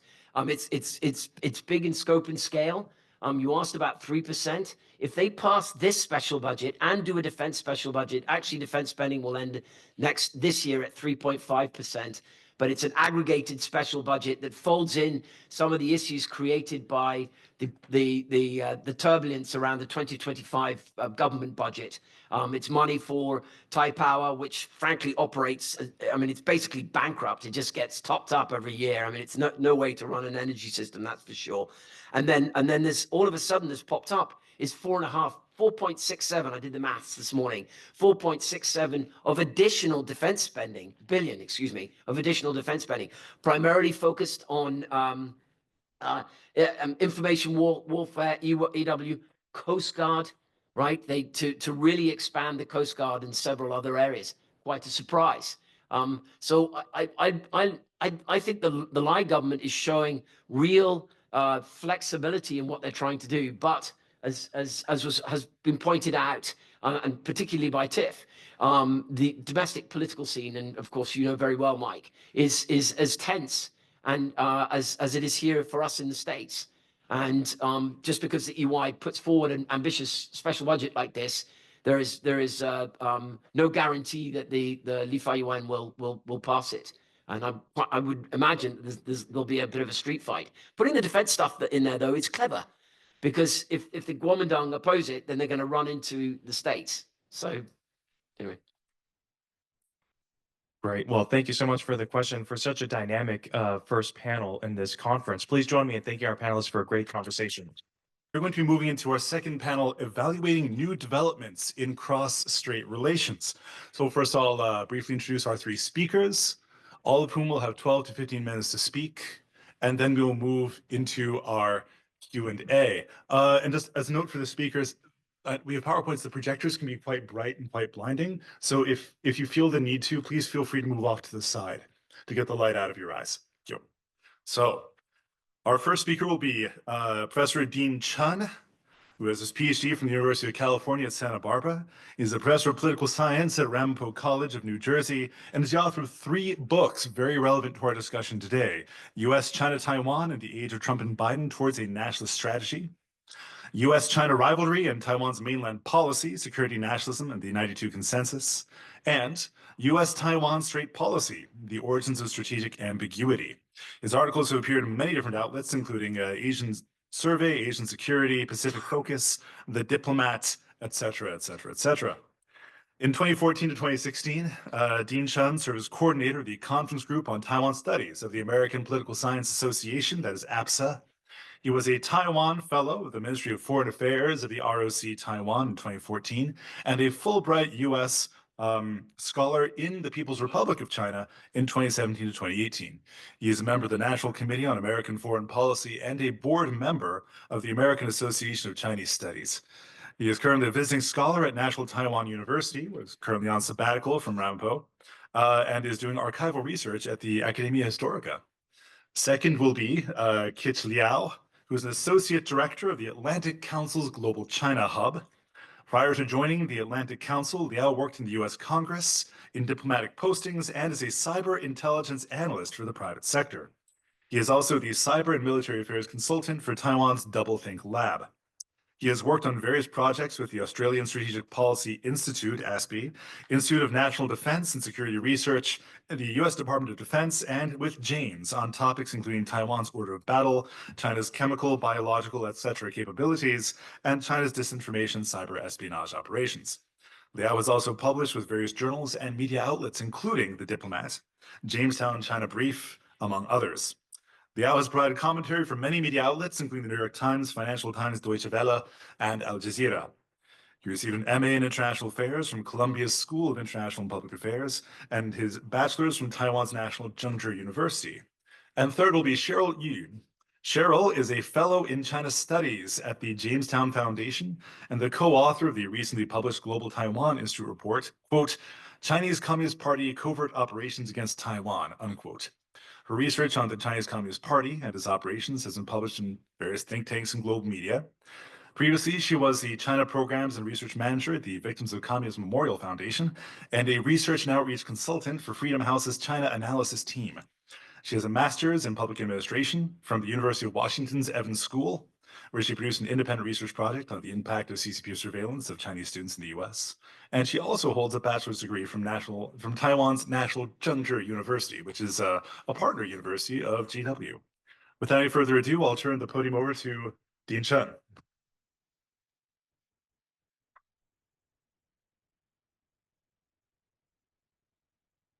Thank you, everyone.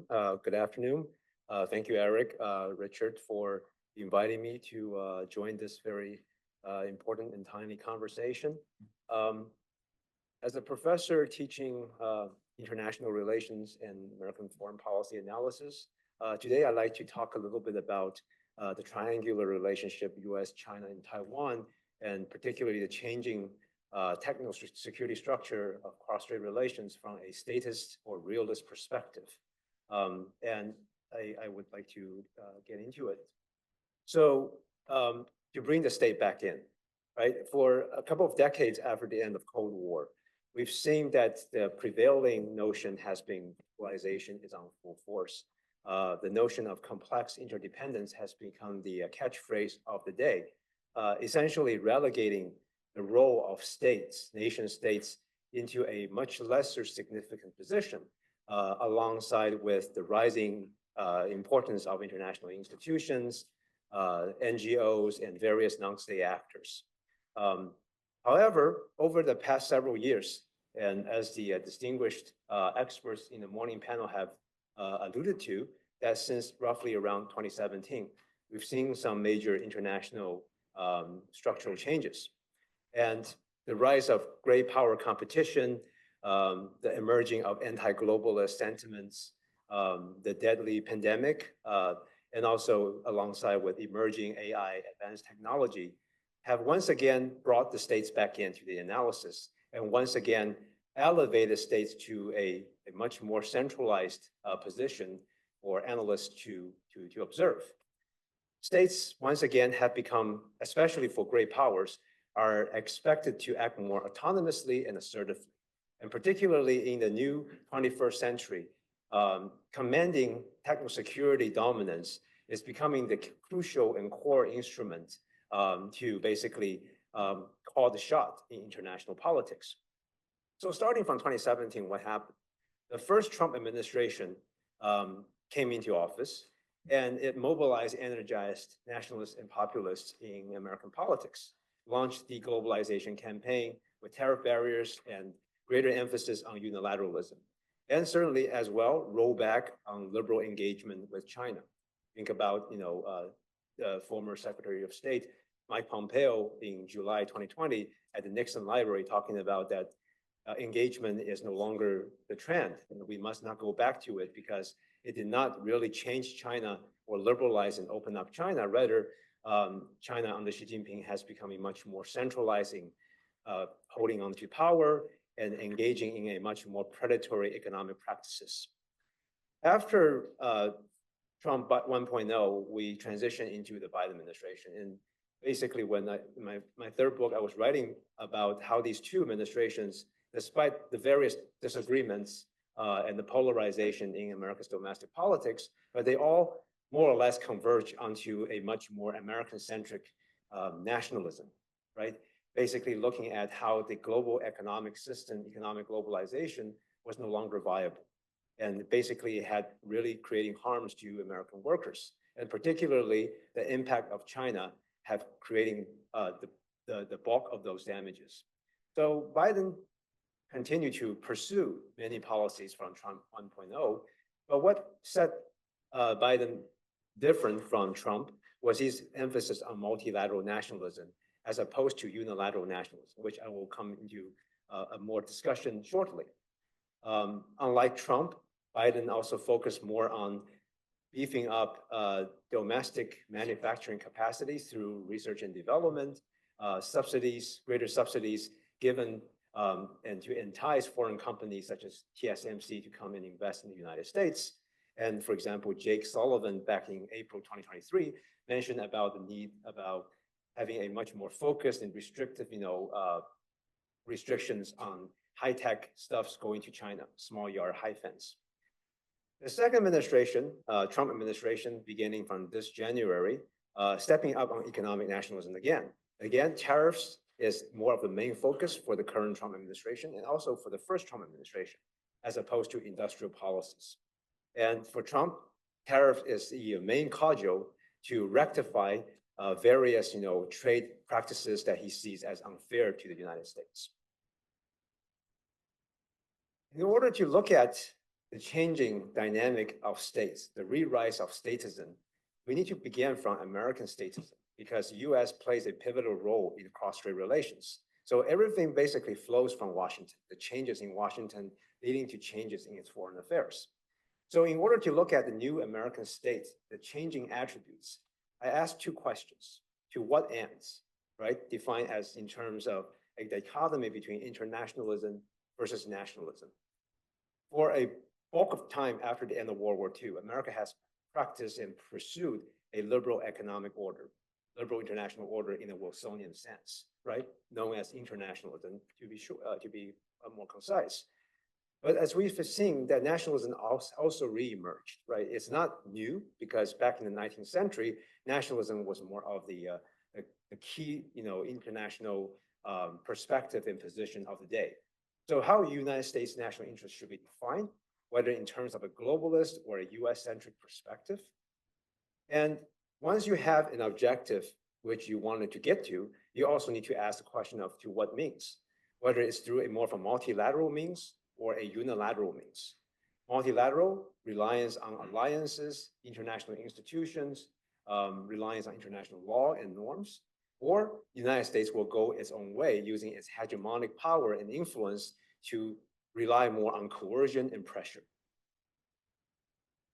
So in a very simple Y and X axis, I look at multilateralism and unilateralism and the continuum between internationalism and nationalism. And I won't go into too much details, but by looking at a couple of case studies from post-Cold War presidents, George Bush Sr., Bill Clinton, George W. Bush, Barack Obama, Donald Trump, and Joe Biden, I put these folks onto these continuum. Donald Trump is obviously a much more extreme unilateral nationalist. And Biden and Obama both are in the quadrants of multilateral nationalists, although Obama may be a little bit more focused on the multilateral aspect instead of the nationalist aspect. But they both decided and determined that it was important for the United States to wind down some of its global commitments and to focus more on a worker-centered economic interests as opposed to the prior globalized age that were championed by Bush Sr., Clinton, and George W. Bush. But even within the internationalist camp, there's also differences between whether you're a multilateral internationalist or a unilateral internationalist. George W. Bush, for example, takes up a much more of a unilateral way. Either you're with us or against us and pursuing an internationalist objective, but using more of US military power and coercion, more of a forceful regime change, for example, if we've seen in Iraq or Afghanistan. So I'm just giving some of the details about how characteristics and attributes, but in the interest of time, I won't go into details. But suffice it to say, for a unilateral nationalist like Trump, the primacy of US sovereignty and interests should be put at the forefront. The United States should be more of a retrenchment position, acting alone, economic mercantilism, and governance type is really up to different states, right? America really is in no position to promote democracy in a sense that, as they did in the better decades after the end of World War II, all right? And the United States will rely more and to let the allies to take up greater burdens in doing those work. Okay, so a status US approach toward China and Taiwan, right? A unilateral nationalist and multilateral nationalist, which I basically described in the previous slides, but I just want to simplify it into a diagram right here. In the current age, we have structural changes of greater US PRC competition. But then whether those competition will lead to certain policies will depend on how it's being filtered, whether the state is assuming more of a multilateral nationalist perspective or a unilateral nationalist perspective. All right, so for Biden as a multilateral nationalist, it continues to, to rival with China, but then it's also more targeted, right? And internationalism remains to some extent as Biden focuses on, beefing up relationship with partners and allies across the Indo-Pacific and Europe. But for unilateral nationalists like Trump, things are much more different. It's completely more zero-sum and all-out competition, intense economic coercion. But as I also go into more detail later, Trump himself is also quite transactionally oriented. So that actually kind of undermines this unilateral nationalism, because if there are some kind of deals and bargains that could be made, some of the principles could also be compromised and walked back upon. All right. So this morning, the panelists have talked a great deal about tariffs. And just a very quick example on Trump 2.0, and which is basically the talk of the day, is about tariff, right? Everything is about tariff. And since April 2nd, the Liberation Day, we've seen that the reciprocal tariffs are being enacted, but then the president also walked back on it, giving a 90-day pause. One of the questions raised by economists and observers have been whether those tariffs are for some kind of permanent objectives or a more of a negotiating tool. As economists, being criticized by President Harry Truman, that it's always about on the one hand and on the other hand, right? And Truman complained once that, could you just give me a one-handed economist so that give me a more precise answer? But the reality always has this kind of vacillation. It's not always so precise, right? So many of these objectives or negotiating tool, if we put them alongside to each other, we do find there are a lot of incoherences, right? There are a lot of incoherences. For example, Trump did mention about, in a McKinley fashion of the late 19th century, that tariffs could be used to raise tax revenue, right? Even to basically replace income tax. Or they could also be used as a reciprocal means, right? If the trading partners, counterparts reduce their tariffs, rectify the trade imbalances, the United States could also do the same. This also could be used as restrictions, a way to promote reindustrialization within America, to protect re-emerging industries and manufacturing sectors, and also power and security. So if depending on whether tariffs are used in these certain senses, some of them are for more of a permanent objective. For example, if it's power and security, to have a much more long-standing economic decoupling from the People's Republic of China, it should actually stay in a much more longer-term basis. But then if it's for reciprocal, right, purposes, then some of these can be rolled back. And so that it really remains to be seen how those tariffs will be juxtaposed to one another and what the ultimate objectives will be, or whether they are really here for the short term as negotiating tool. Okay, so switching gear to China and Taiwan, with the changes coming from Washington, China and Taiwan obviously have to react, right, with their own changes in their state attributes. But a lot of these changes actually have been going on for years, right, even before Trump. For example, under China's Xi Jinping, we've seen that Xi has been, since 2012, tried to repurpose the Chinese state and make it more of a planned ideological state, right? Prior to Xi, we saw that the previous CCP leadership was taking a much more, relatively more open-minded view comparing to the Xi administration. But when Xi comes into office, it's becoming much more nationalist-driven, more revival of Maoist ideology, and centralization of land and estate. And certainly techno security development, for example, Made in China 2025, even though Xi no longer talked about it, but many of the items were prescribed by Made in China 2025 program unveiled back in 2015 have continued. For example, beefing up China's dominance in AI, solar panel, electric vehicles, batteries, and other, cutting edge technology, et cetera. We also have seen dual circulation, where China is practicing more of a mercantilist policies to cut its reliance on foreign markets, but wanting to export more goods to flood the international markets, so to foster greater dependence of foreign countries on Chinese markets. All right. And with that, China is also beefing up its military power, right? With all these high-tech, advancement, allows it to take up a much more ambitious and aggressive moves on regional, cross-strait, and global affairs.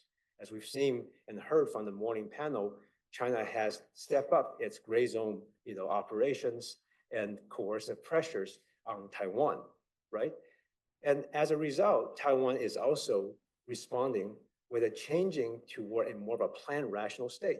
Certainly, this is not new for Taiwan because building on the developmental state model that made Taiwan, South Korea, Japan, Singapore very successful economies in the 1970s and 80s, a planned rational state seeks to bolster a techno-democratic and chip partnership with the United States and other like-minded partners and alliances across Europe and Indo-Pacific.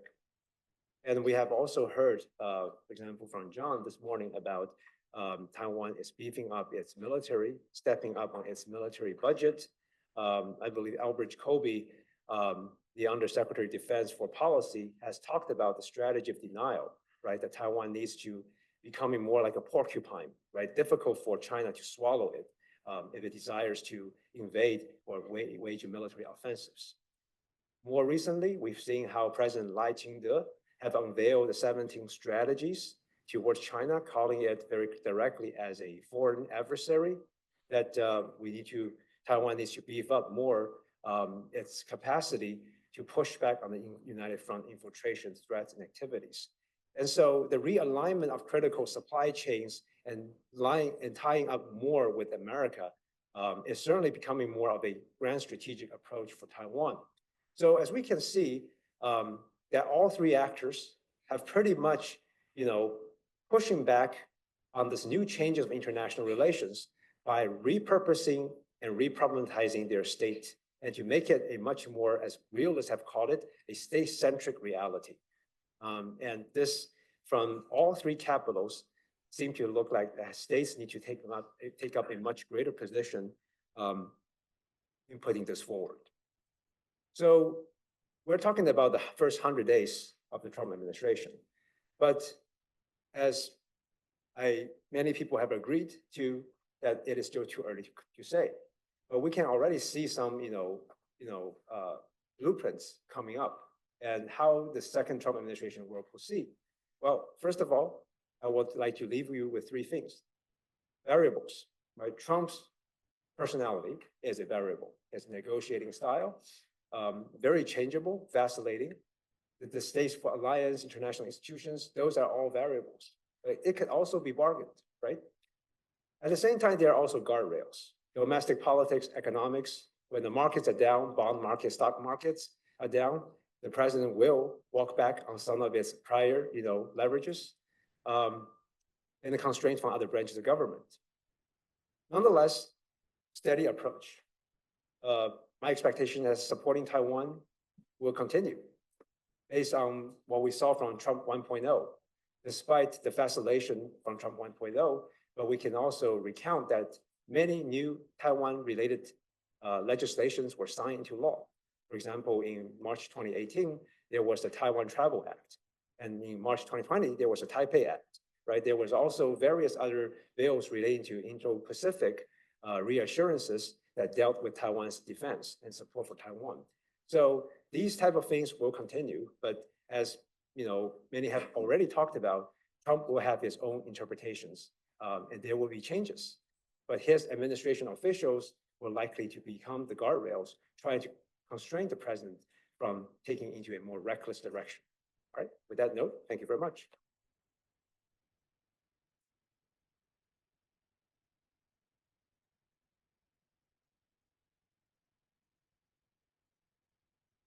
So Dean, thank you very much for a lucid and structured presentation. As we switch the PowerPoint, we will welcome Kitch Liao from the Atlantic Council up to the podium. All right.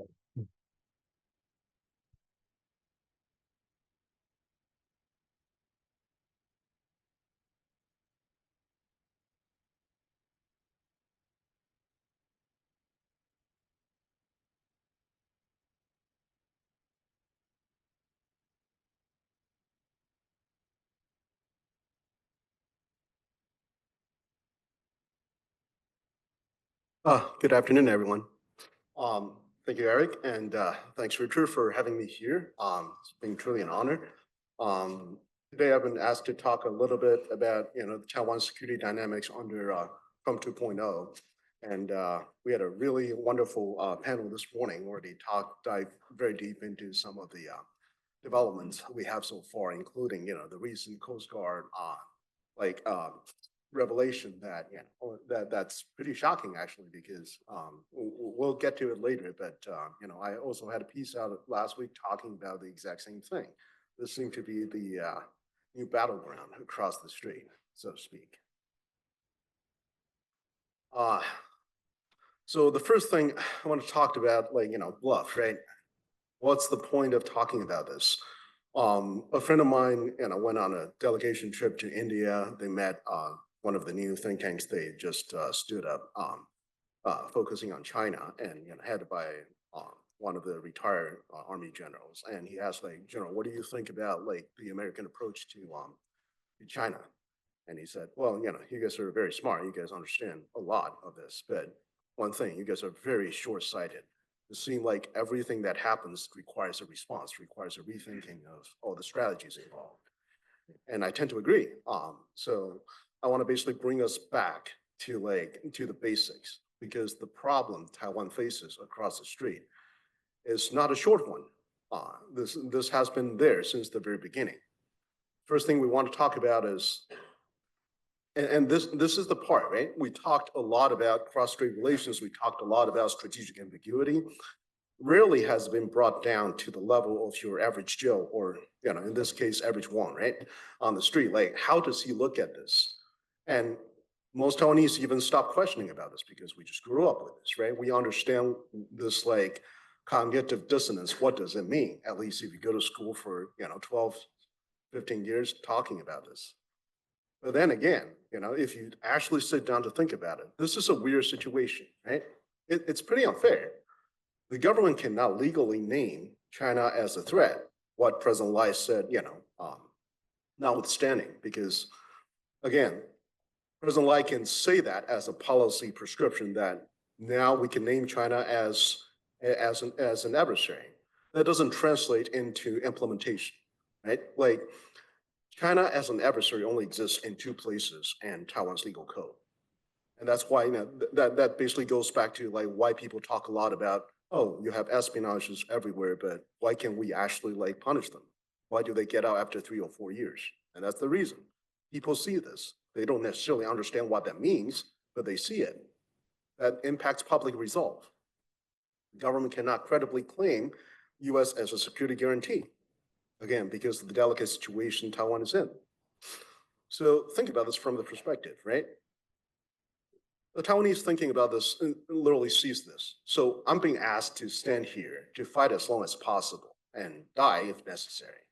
And if I do a really great job, you might or might not come to help me. But it depends on whether I will fight to the death or not. That's not a reasonable ask for anybody. That's just not. And so I think it's very important to keep that in mind as we proceed, because Taiwan's problem, Taiwan's center of gravity, as we talked about earlier, is the result of the people. So we can talk about one of the first things that when Trump come in, everybody's having a fuss about is the foreign assistance pause, right? The foreign assistance pause that everybody got hit with. Which included, incidentally, the foreign military fund that Taiwan has a lot of stake in. And as some of you can see, from the pictures I put up, I just thought this is the afternoon, so we can take a break on this. This is from one of the Taiwan's local artists. He's actually a retired political warfare officer, and he did a manga on cross-strait relations. It's fantastic. It's called The Burning West Pacific. I encourage everybody to take a look. But the salient point here is FMF freeze as part of the foreign assistance freeze actually makes everybody involved very nervous, right? Because again, FMF is significant, but it's not the most important thing. The most significant thing is actually the presidential, the PDA, the Presidential Drawdown Authority.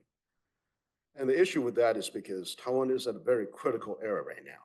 You have a few ways of acquiring military equipment from the United States. Our panelists this morning might actually know more about this, but I'll give it a short rundown. You got the foreign military sales, you got direct commercial sales, you got Presidential Drawdown Authority, and finally, some of this can be funded by the FMF, Foreign Military Fund. In this case, the grant portion does not require a repayment. Foreign military sales, what everybody's very familiar with. It's everybody on the up and up, and everything needs to be run through state, run through DoD. The services has to place the order, and then everything goes through. It took 5 to 10 years for each case to finish if on a good day. But with Ukraine, that literally becomes impossible. So everybody is switching over to direct commercial sales. What's the problem with that? You have the same restriction, you have the same ITAR restriction, everybody has to be filed. The problem was with the continuity of business risks. I'm not gonna name names, but once the other side across the strait, China, start understanding that you are selling Taiwan weapons, and this is a commercial sale, I'm gonna sanction you. And that creates risks that companies are unwilling to take. So that leaves exactly one way for Taiwan to get what it needed, supposedly, in a timely manner. That's the presidential drawdown authority. And the FMF freeze actually creates some nervousness on that regard, even though that's later canceled. And we can actually attribute that back to what Professor Chen was talking about earlier, right? Why this is like, basically like, in the long term, this doesn't actually mean like the Trump administration wants to cancel this. He is very transactionist. We don't actually know what his take on the matter is. We know, for example, 2 months ago, just as they were unfreezing the FMF fund, he also refused to talk about this. So before we proceed, I figure it's actually like, worthwhile to go over a little bit and review what the deterrence picture across the strait looks like. And some of the lessons both sides learned from Ukraine. So in terms of China's approach to Taiwan, what lessons are they learning from Ukraine? Well, there are two major ones that I see, right? Like, first of all, China definitely believes that the situation in Ukraine is a deterrence failure.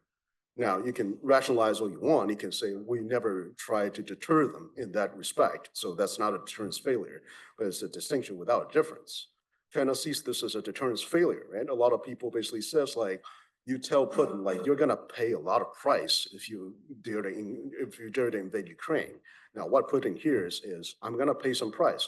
Cool, he priced that in and then he launched an invasion anyways. And the other point of this, and this is significant, is that nuclear blackmail works. That's why that's the entire reason behind no troops on the ground. Right? That's the entire reason behind they don't want Ukraine to be part of NATO. And this creates a very dangerous situation for Taiwan. Right? And this is part of the reason, why like Taiwan has thrown its support behind Ukraine. So the thing we have to ask ourselves, has deterrence already failed? Professor Chen mentioned that Aldrich Colby's famous book, right, Deterrence by Denial, talks about, well, no, like, you can do this, but why are we not talking about deterrence by punishment? There are several kinds of deterrence, most famously the deterrence of punishment and deterrence of denial. Right? The reason we're not talking about deterrence by punishment, as most of the people in the room would understand, is because the stake for China is too high. Taiwan as a stake for China is more than economic, it's more than military, it's more than geopolitical. At some point, it becomes existential, and it's not in the sense of the Chinese nation, of the PRC. It's more in the sense of the ruling legitimacy of the party. Right? Anybody who dares to let Taiwan go, or at least without a plausible explanation to your competition within the party, you're not going to live to see the sunrise tomorrow. So that is significant in the sense that we have to make sure like we never put them in that position. But that also goes to the understanding that they will never let this go, and they will try everything in their power to do so. And that brings us to what we talked about for the past 20 years. Very importantly, we talked about status quo, right? The maintenance of status quo as the foundation for strategic ambiguity. Is it truly status quo? That's a question I want to raise here, but we can talk about that later. And finally, the backstop is the specter of nuclear conflict, right? Since the formation of the PLARF, with its dual mission of conventional nuclear deterrence compellence. The reason I talked about this is because there's been significant studies talking about this. Right? Like the term conveys both deterrence and compellence. There's an argument that within PLARF doctrine, they do not actually make a distinction. Even though if you look at the second artillery, old doctrines, they did talk about, well, nuclear power as a backstop to support conventional aggression. And this is supported by a lot of evidence we see right now, including the increase in China's nuclear arsenal, estimated to breach like 1,000 warheads in the next few years. And this one is the thing that most people miss. Last year's China Military Power Report, published by the Department of Defense, for the first time, they actually mentioned that in the context of a Taiwan contingency, if the ruling legitimacy of the CCP is actually like endangered, there's a possibility of the use of nuclear weapons. This is an essential state for them. So let's talk about numbers, right? Well, there's a lot of talk about numbers.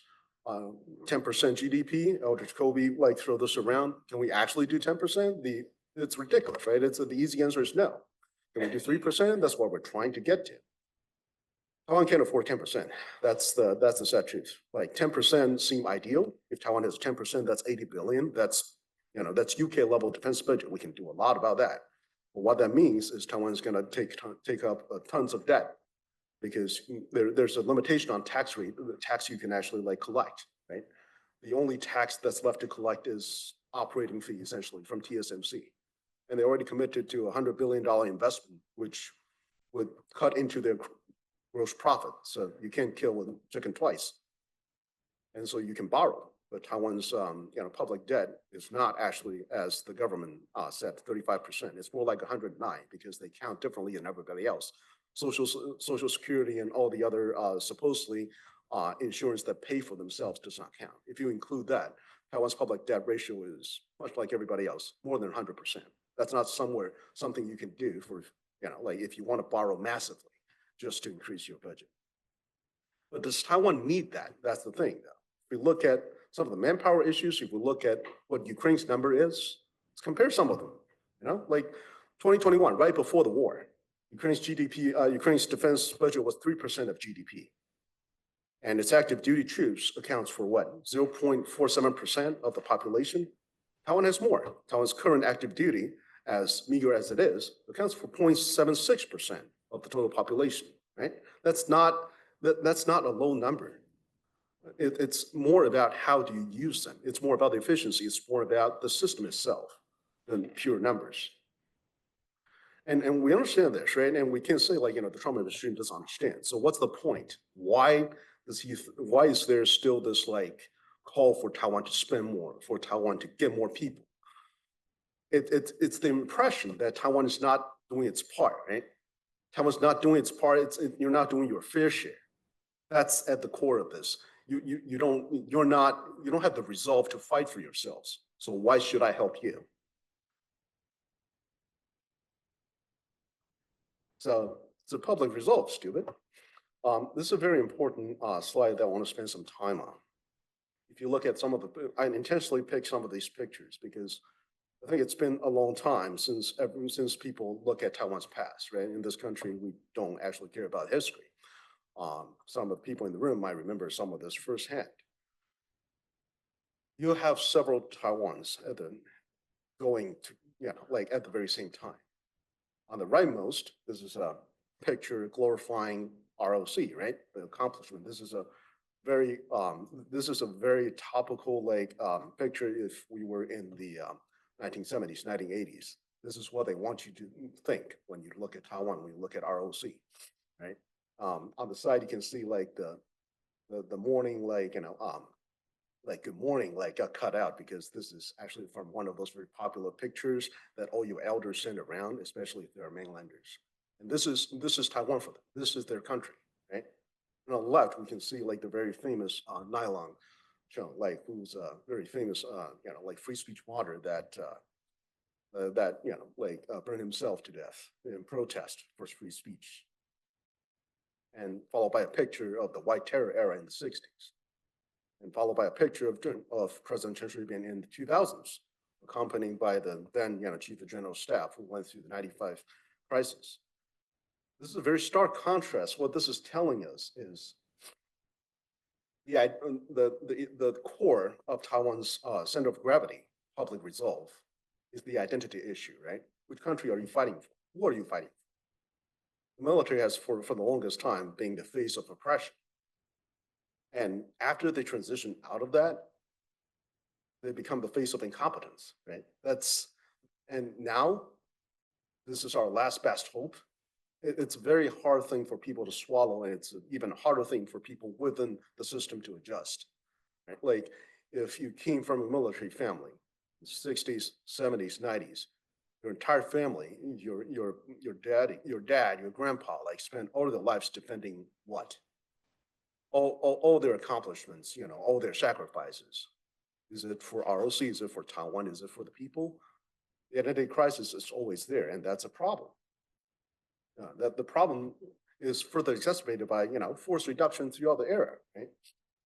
And that leads us to like 2014, when certain people start talking about so-called war termination directives, because the military at this point actually thinks, all right, well, like maybe we should talk about like, when we should stop fighting.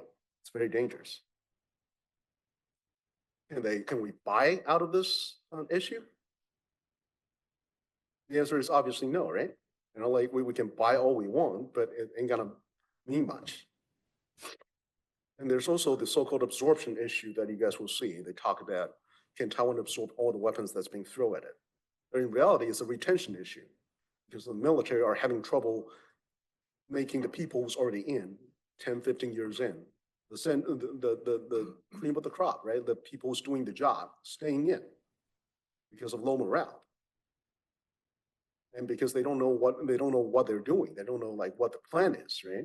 The lack of a national security strategy, the last one published in 2006, is a primary contributor to this. So you're talking about a little bit about the planning process, of Taiwan's military, because this will help us like understand why the entire thing is so chaotic. Why does nobody knows what to buy, and why is everybody focusing on only the weapons they need to buy? Taiwan's planning logic is basically, like you first decide what kind of fight you want to do, and then you equip for that fight, and then you organize your equipment to basically to do that fight, and then you claim to that doctrine, right? And then eventually employment of this weapon. But most of the time that doesn't matter, because you can't get weapons anywhere. You fight with what you got, and that's it. But they still spend a lot of resources, imported the entire PPPS system, trying to justify everything. This is less of a problem under, like the authoritarian era, because, the Chang dynasty, basically like their attitude is like, you do the fighting, let me do the politics, just do what I tell you. But this is a huge problem, significant problem for democracy. Why do we have a 400 jet Air Force? Why do we have a 24-ship Navy? People stop questioning the rationale behind that, right? In the interest of time, I'll run really fast through this, but the 24-ship Navy was under the assumption that Taiwan is going to be blockaded for 3 months, and for the next 3 months, we're going to fight our way out to resupply. The 400 jet Air Force that we still have right now assumes it's going to be a dogfight. There's going to be 40% operational readiness rate, and like it's all going to be dogfight, and that's the amount of fighter jet you could fit into the airspace around Taiwan, which has not been true for the past 20, 30 years. This guy had a doctrine personal cycles. You have a 4-year cycle to fix your doctrine, and every chief of general staff has 1 year to do this, right? And that's the reality behind what some of the LY fight, the legislative yuan fight we saw, right? Like the legislative yuan fight we saw about freezing all the budget on different cases. It's not really about that. It's not really about which party wants to sell out Taiwan. It's not really about which party really wants to really wants to stop this for political gains. I want to say I want to put this very, very clearly that I'm not on either side of the party, because I do not believe this to be a partisan issue, right? This is specifically, if you look down this list, this is why I specifically quoted from the DPP's website, like from the DPP's list. This is their justification, right? We can look at 2 of these cases talked about, right? Like the bulletproof vest in this case. That's a huge case that's been going on in media forever. It's a question about, whether this is worth it or not. Do we need this? The other one about, the so-called the drones, essentially, the switchblades, similar issues. It says the army is actually the one buying this, but it's actually the military police, right? And you told me you need about 300, and there's a budgetary accident. So now you want to buy 600. Well, what are you going to do with it? How do you plan to use it? Why do you suddenly, it's okay to use 600?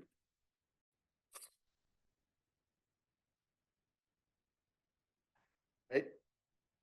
True civilian control of the military means like the civilian has to be in charge, and they have to be involved in every step of the way.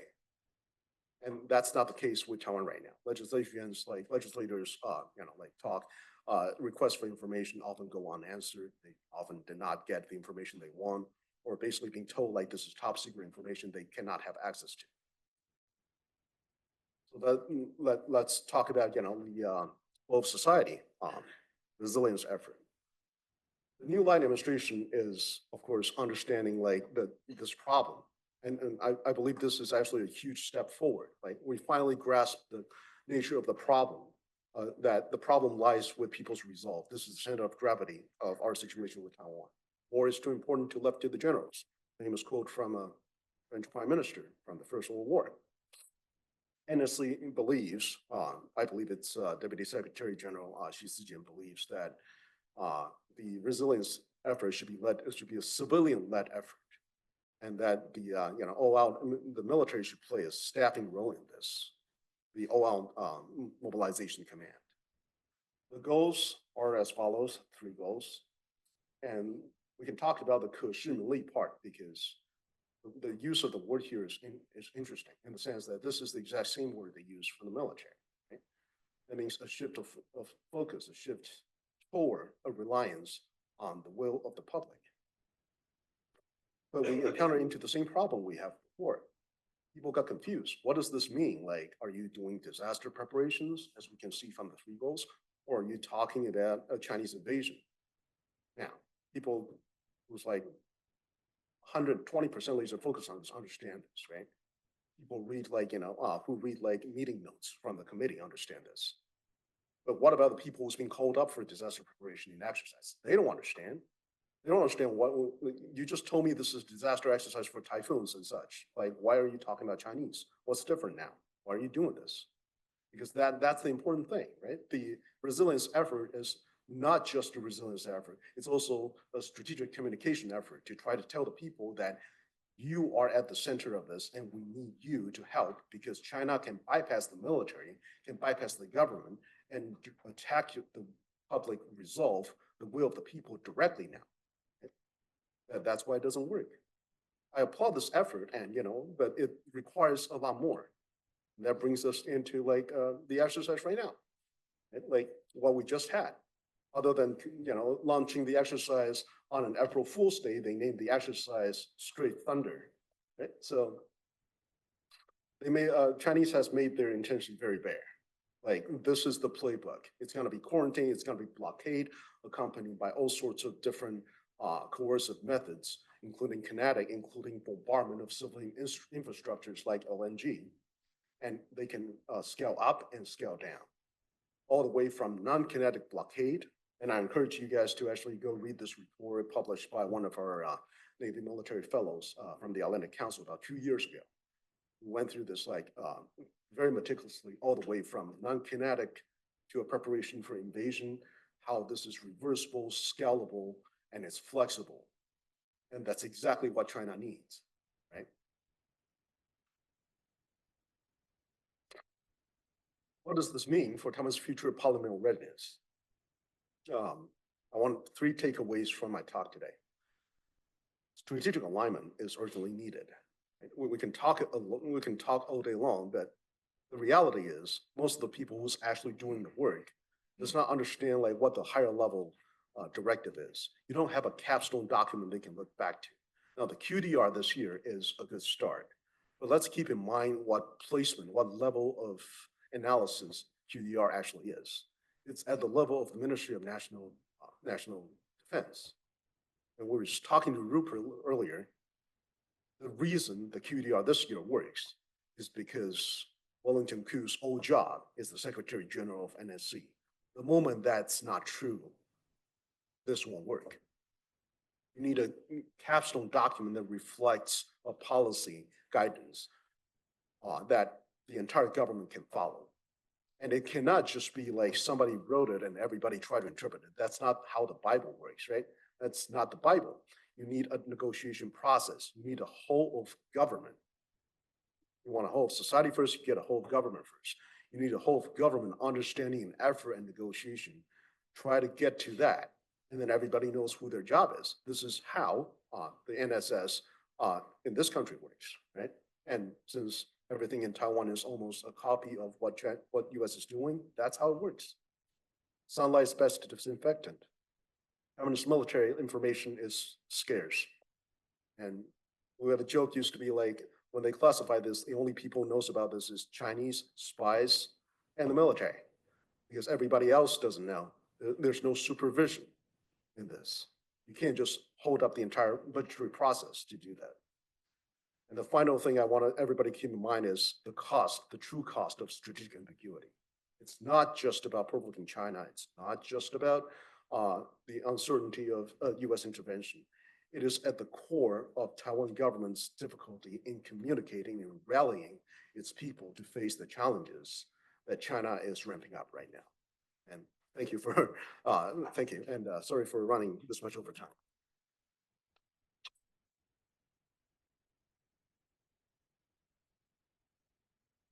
And finally, we will invite Cheryl Yu from the Jamestown Foundation to the podium.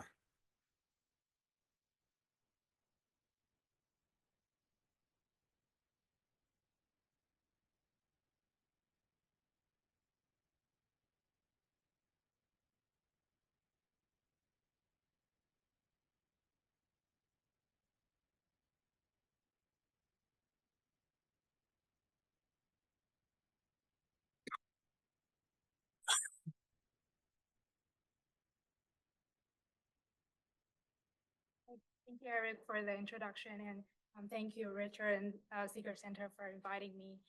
So today I'm going to so I know it's an afternoon session, and I'll try to be short and sweet. I'm going to first speak about the covert operations in Taiwan, and then I'll speak a little bit about how Taiwan has been responding. So first on the covert operations in Taiwan, recently we published a report with the Global Taiwan Institute on the topic. We looked at intelligence operations, united front work, and also cyber threats.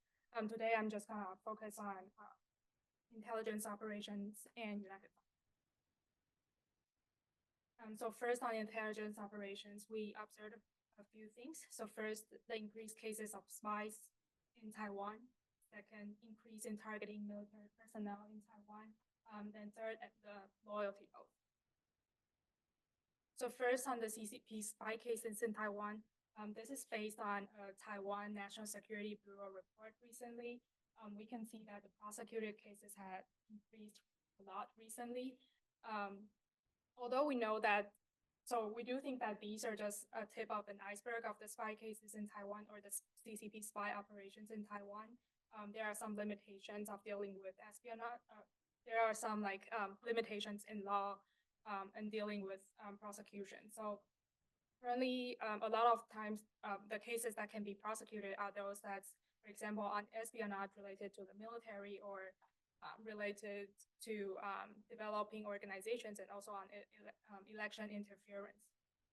So we still do think that this kind of reflects the situation in Taiwan on how CCP has been conducting its intelligence operations.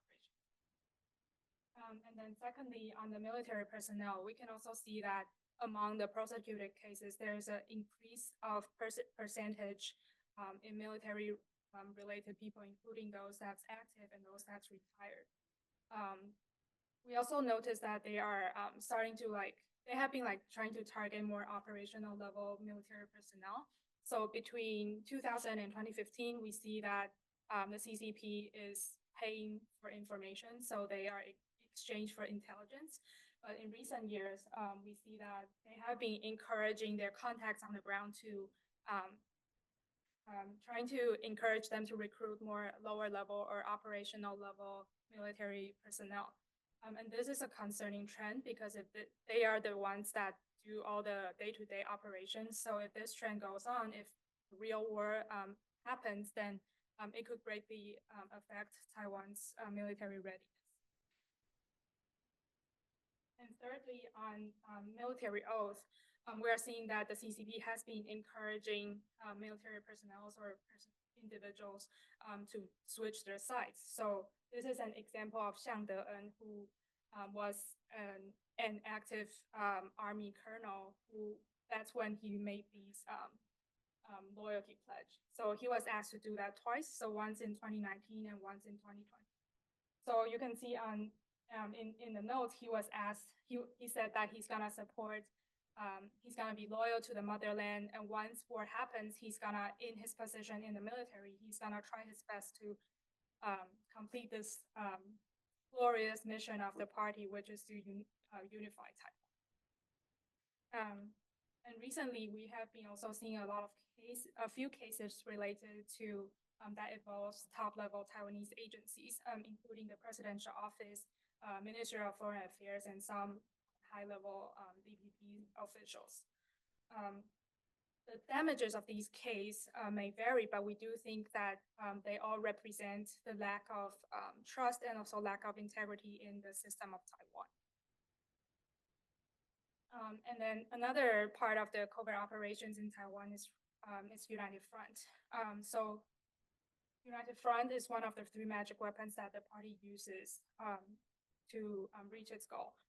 So in the photo, you can see that according to Mao Zedong, between the three, so between the party, United Front, and armed struggle, which is its military, the party is the heroic warrior that holds these two weapons, which is United Front and its military. And the purpose of that, so the purpose of the United Front is to shatter its enemy's position.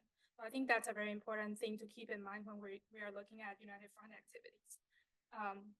So essentially, United Front work is about cultivating friends and building relationship with those for the party so that the party can use them to reach its objective when necessary. And here in Taiwan's case, it would be to unify or to annex Taiwan.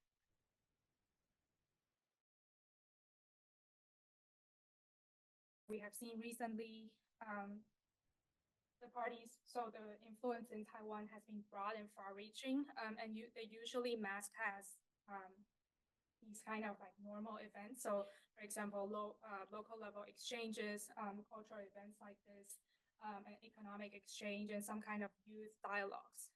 However, I think it's important, like I just said, to keep in mind that the purpose of these activities is to unify or annex Taiwan. And through events like this, the CCP first, it can convey its message, which is that the party is great, the PRC has been, the PRC is great, and Taiwan had been and should be part of the PRC. And secondly, the CCP is using these events as a node to reach out to more people or to build up its network. So through one event like this, they are able to access these participants, and through these participants, so they'll continue to cultivate relationship with these participants, and through these participants, they're able to expand their network more broadly.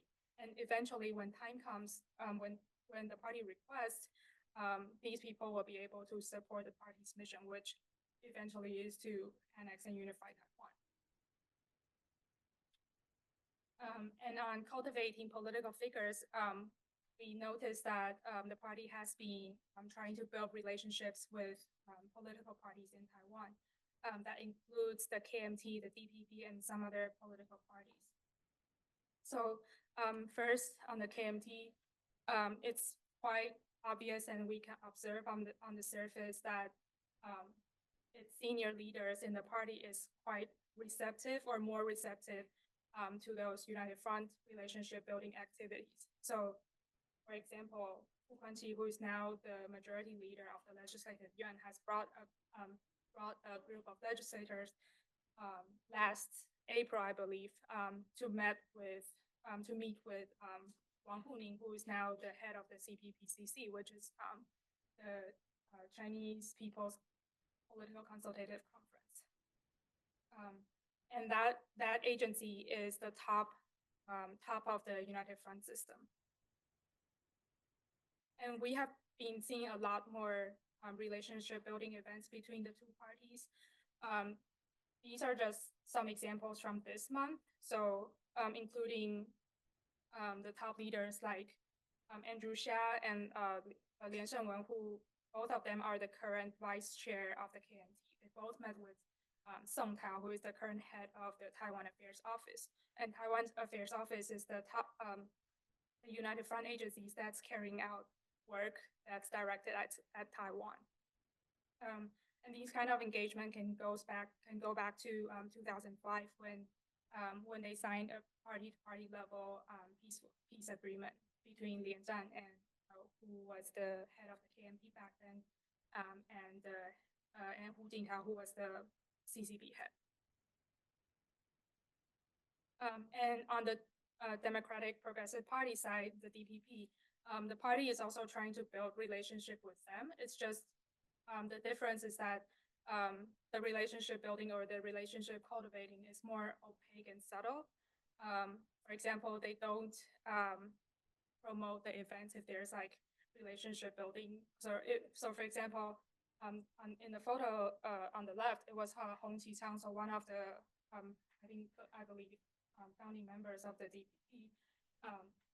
When he attended this event in the PRC, where United Front officials was present, this was not, say, highly promoted, say, for example, in the Taiwan Affairs Office. And another example is that they don't usually say, for example, present their DPP titles when they are talking about, when they are trying to build relationship with individuals. So this is one example that's posted on the Taiwan Affairs Office website. So it was Chen Ju, who is the current head of the Control Yuan of Taiwan. When she was the mayor of Kaohsiung, she met with Zhang Zhijun, who was then Taiwan Affairs Office head. When they talk about their engagements, they did not mention Chen Ju's relationship or affiliation with the DPP. And these recent espionage cases also demonstrate that the CCP has been trying to cultivate relationship with the DPP. But it's just the difference between cultivating relationship with the DPP and the KMT is that it seems like they're trying to do it from a lower level instead of like the KMT from the top down, using the top-down model. So these are some of the challenges that Taiwan is facing right now, and how Taiwan has been responding. Overall, I think I see that Taiwan is moving in a positive direction. I think generally, overall, national security awareness is rising in Taiwan among the society as a whole. A few examples that Kitch and Professor Chen just mentioned, on government effort-wise, President Lai Ching-te recently acknowledged the PRC as a hostile external force, which I think is the first time that Taiwanese president made this kind of clear and direct statement on national security threats to the Taiwanese people. And I think that's a positive thing. It's a good start. I think it helps the people of Taiwan like recognize the situation that Taiwan is currently in with the PRC. We're also seeing that. So he also put out the 17 measures to combat the threats that posed by PRC, including on United Front, on military infiltration, and on espionage. I think that's a good starting point. There's a lot more to do, but we see that ministries have been following through. So, for example, the Ministry of Education has like recently, I think, put out a notice saying that they ban exchange between public universities in Taiwan for engagement with United Front or Department affiliated universities in the PRC, and also ban exchanges with the 7 Sons of National Defense, which is the 7 PLA-linked university. Other examples are like the MAC, the Mainland Affairs Council, has been trying to promote the understanding and recognizing education of United Front. We're also seeing that legislators has been trying to push national security related regulations. So, for example, the security clearance system, and they're also trying to push for the LY to pass the bill that requires officials, including legislators and legislative assistants, to register before they report before they go to the PRC. So on the media and civil society side, we're also seeing a lot more debates, discussions, investigative reports, and pushbacks. So, for example, the Taiwan Economic Democracy Union and Double Think Lab, they have been tracking, say, disinformation campaigns, and they also have been like tracking, say, for example, businesses that have been masked. So PRC businesses that have been like masked as a foreign business that's like operating in Taiwan. We're also seeing social media influencers have been talking about the topic a lot more. So on the right, we can see I think this influencer previously put out a documentary on how he had interacted with the United Front System officials. And then we're also seeing new civil society organizations being established on this topic, which is related to United States.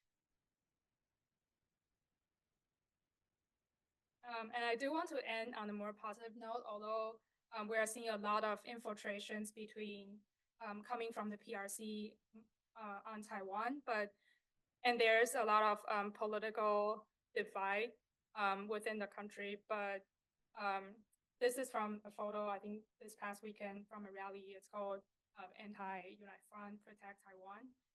I understand that some might think the rally itself had some political purpose behind, but I think from the photo, it demonstrates that when Taiwanese are dealing with external threats like the PRC, it's possible that people who hold like different political beliefs can work together. So yeah, I'm gonna end here, and I look forward to the discussion.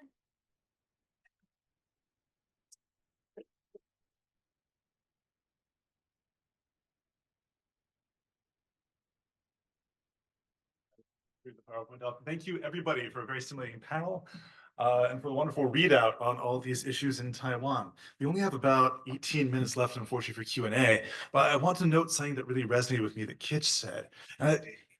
We often, when we have discussions like this about grand strategy, spying, espionage, all this stuff, policy, we hear a lot about, well, we'll have to wait and see what actually happens. Let's think about the different factors. Let's try to read the minds of various world leaders. But Kitch was pointing out that when you get down to it, this is also a human problem. And that we're talking about people who might be asked to put their lives on the line someday, and who are every single day. If you live in uncertainty, you're losing a day, you're losing time, you're losing resources. And to me, I think we need to do a better job of centering in these conversations the tremendous and ongoing human cost, not just the future potential of violence, but the violence that goes on constantly when we deal with uncertainty at the grassroots level. And that's something which I think is starting to come out through some of these discussions. Now, in the interest of time, I will now turn it over to the audience for Q&A. We do have a tradition here at the Seeger Center, as Richard pointed out earlier. The first question shall be asked by a current GW student. Do we have someone on the floor? Yes, please. If you'd like to identify yourself, please do. Hi there, I'm Reese Bro. I'm a graduate student at GW and currently with the Foundation for Defense of Democracy's China program. Kitch, my question is for you. You touched on the relationship between civil resilience and the status and readiness of the armed forces. Could you expand on that a little? In other words, how significantly is civil support for Taiwanese warfighting tied to the armed forces' reputation and its ability and its readiness to defend itself?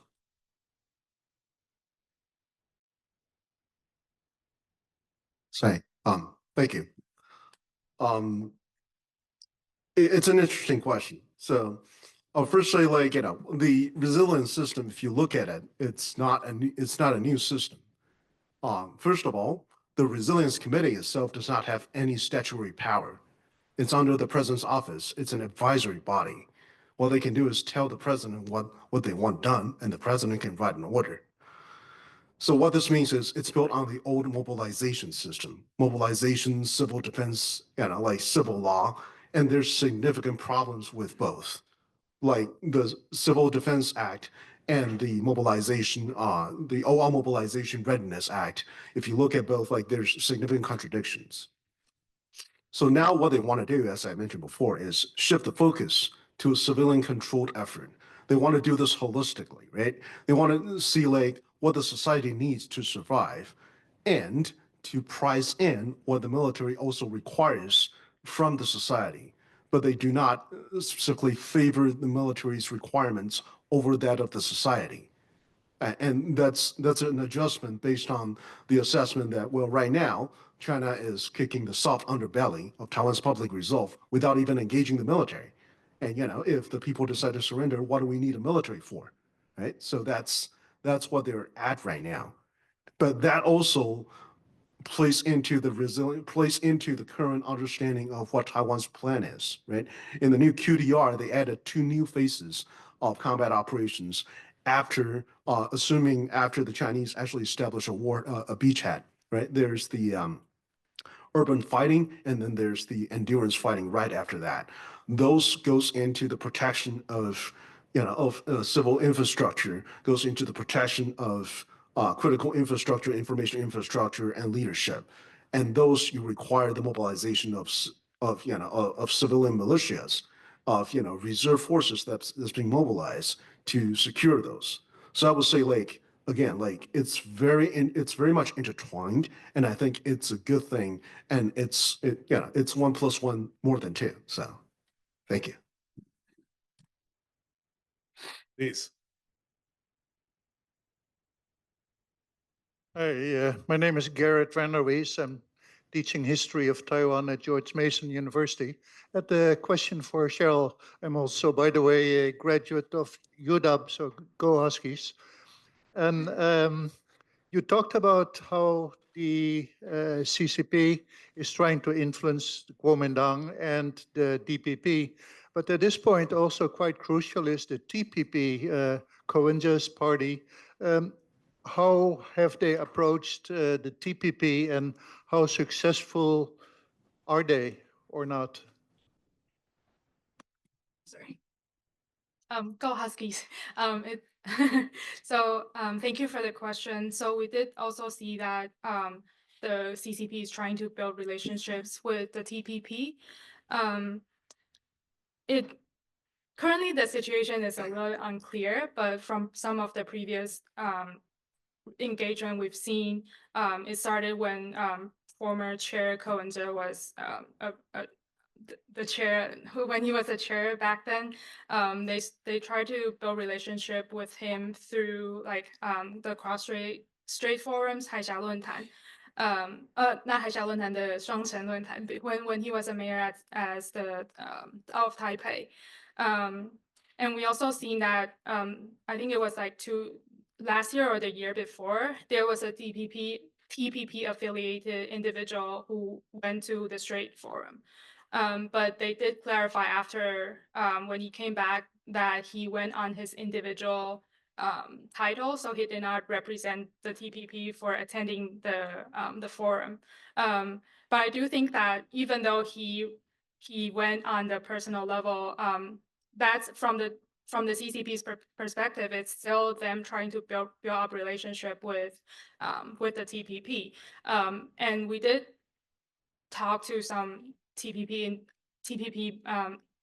related people, and they did say that they have been very careful in interacting with the CCP. So the CCP had been trying to engage them, but they said they had a set of rules that they need to follow before engaging the party. So depending on how things goes, I think in the local Taiwanese politics, that should definitely be, we should keep an eye on that and how it's gonna develop in the future.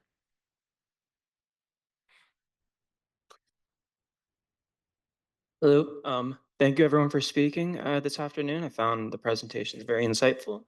My name is Patrick Centeno with Australian Strategic Policy Institute, USA, and also a recent graduate of George Washington University and Ramapo College as well.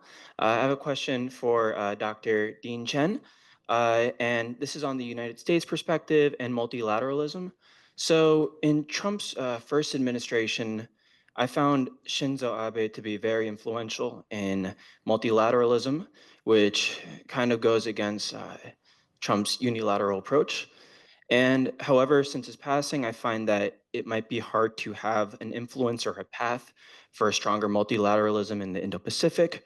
But I was wondering from your perspective, if you think that there is a new leader, whether it might be President Marcos in the Philippines, strongman President Prabowo in Indonesia, or maybe a new leadership in Australia that can help re-engage Trump in, let's say, the Quad, AUKUS, or a new kind of multilateral front that can counterbalance something like the BRICS.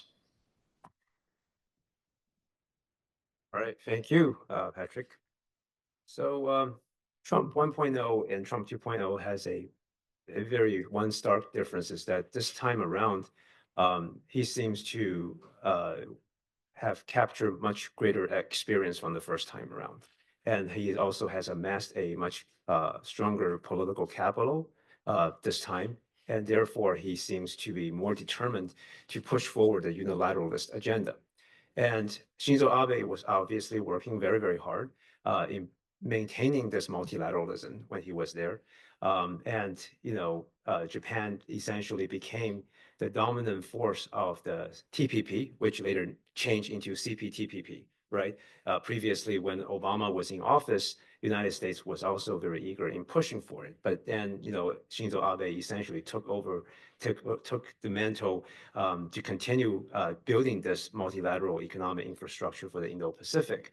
But after the passing of Abe, who will be next? I think that all the major leadership in the Indo-Pacific, Australian leaders, as you mentioned as well, are eager to push forward some of these multilateralism, even without America's participation. I think that they are trying to maintain this good vibe, good relationship with Trump 2.0. We've seen that South Korea, which is currently in a political uncertainty right now, but they will have their new election soon with a new political party, Democratic Party coming in. They might as well pushing for this multilateral agenda, but they obviously have to repurpose it into fitting more with this Trump 2.0 agenda. And Japan's Shigeru administration, I think, is also trying to push forward some of these multilateralism. I think that although the negotiation with Trump 2.0's tariffs are currently in progress, but we have heard that Japan has mentioned that they will not go along with every U.S. proposal. They will try to push back some to defend some of the multilateral interests that Japan has been thinking that's very important to grab on. And I think European leadership is also trying to think about a world without America's participation. But the thing with the political cycle is that after three more years, things may change. And given the current political economic issues and problems, the pressures being building up in the United States, next year's midterm elections will be another sign about where the political atmosphere will travel. So I think multilateralism is still there, but then all these leadership across Indo-Pacific and Europe are certainly trying to recreate it and to fit in more with a kind of a Trumpian language. In the back, please. Hi, my name is Luca Chaboki. I'm with the U.S. Taiwan Business Council and junior at American University. My question is for Cheryl Yu. I wanted to ask you about how does Taiwan balance keeping a relationship with China while being wary of the United Front, as you were discussing in your conversation? And also, how does the Taiwan and the U.S. work together to confront the United Front and/or U.S. perspective of the United Front's influence within Taiwan? Sure. So the first question, thank you for the question. So the first question, so I think when I'm not sure if it's possible to to have no engagement, but I think what's very important to keep in mind when the Taiwan side, when engaging with the PRC, is to keep its intention in mind. So when engaging with the PRC, especially when you already know that when you're engaging with this event or participating in an event or engaging with a person with a United Front affiliated background, or you know that the organization is part of the system, if you participate in the event, you can still, of course, you can still go and attend the event, but I think it's very important if you keep the intention in mind, you'll be able to discover the difference. So if it's just a normal event, engagement event, or if they have like other intentions behind. So I think at the very least, when they're engaging, you have to one has to make sure that one understands the CCP's intention on annexing or unifying Taiwan. And the second question is it to work with the U.S. on kind of like confronting the United Fronts? Like what is the United States' perspective on the United Front's influence over the parties within Taiwan? Do they see it as a threat, and or are they working with Taiwan to appeal that United Front influence? On whether the United States is working with Taiwanese government directly, I'm not sure. I've seen like direct collaborations on that, but I know, say, for example, there are some things that Taiwan can learn from the United States. For example, the United States has the FARA registration, so the Foreign Agents Registration Act, which Taiwan doesn't currently have. And there are some other like, for example, in the U.S., there's a lot of discussions on it, and there are legislators pushing bills. And there's, like, say, for example, in the Congress, there's the Select Committee on the CCP. It all helps raise awareness in the U.S. And I think similar things in Taiwan should happen.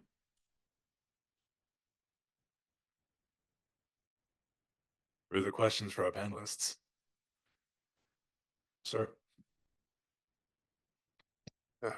Richard Coleman, retired from Customs and Border Protection.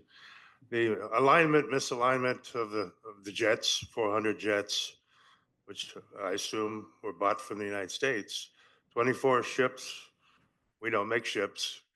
There seems to be a correlation suggestion there.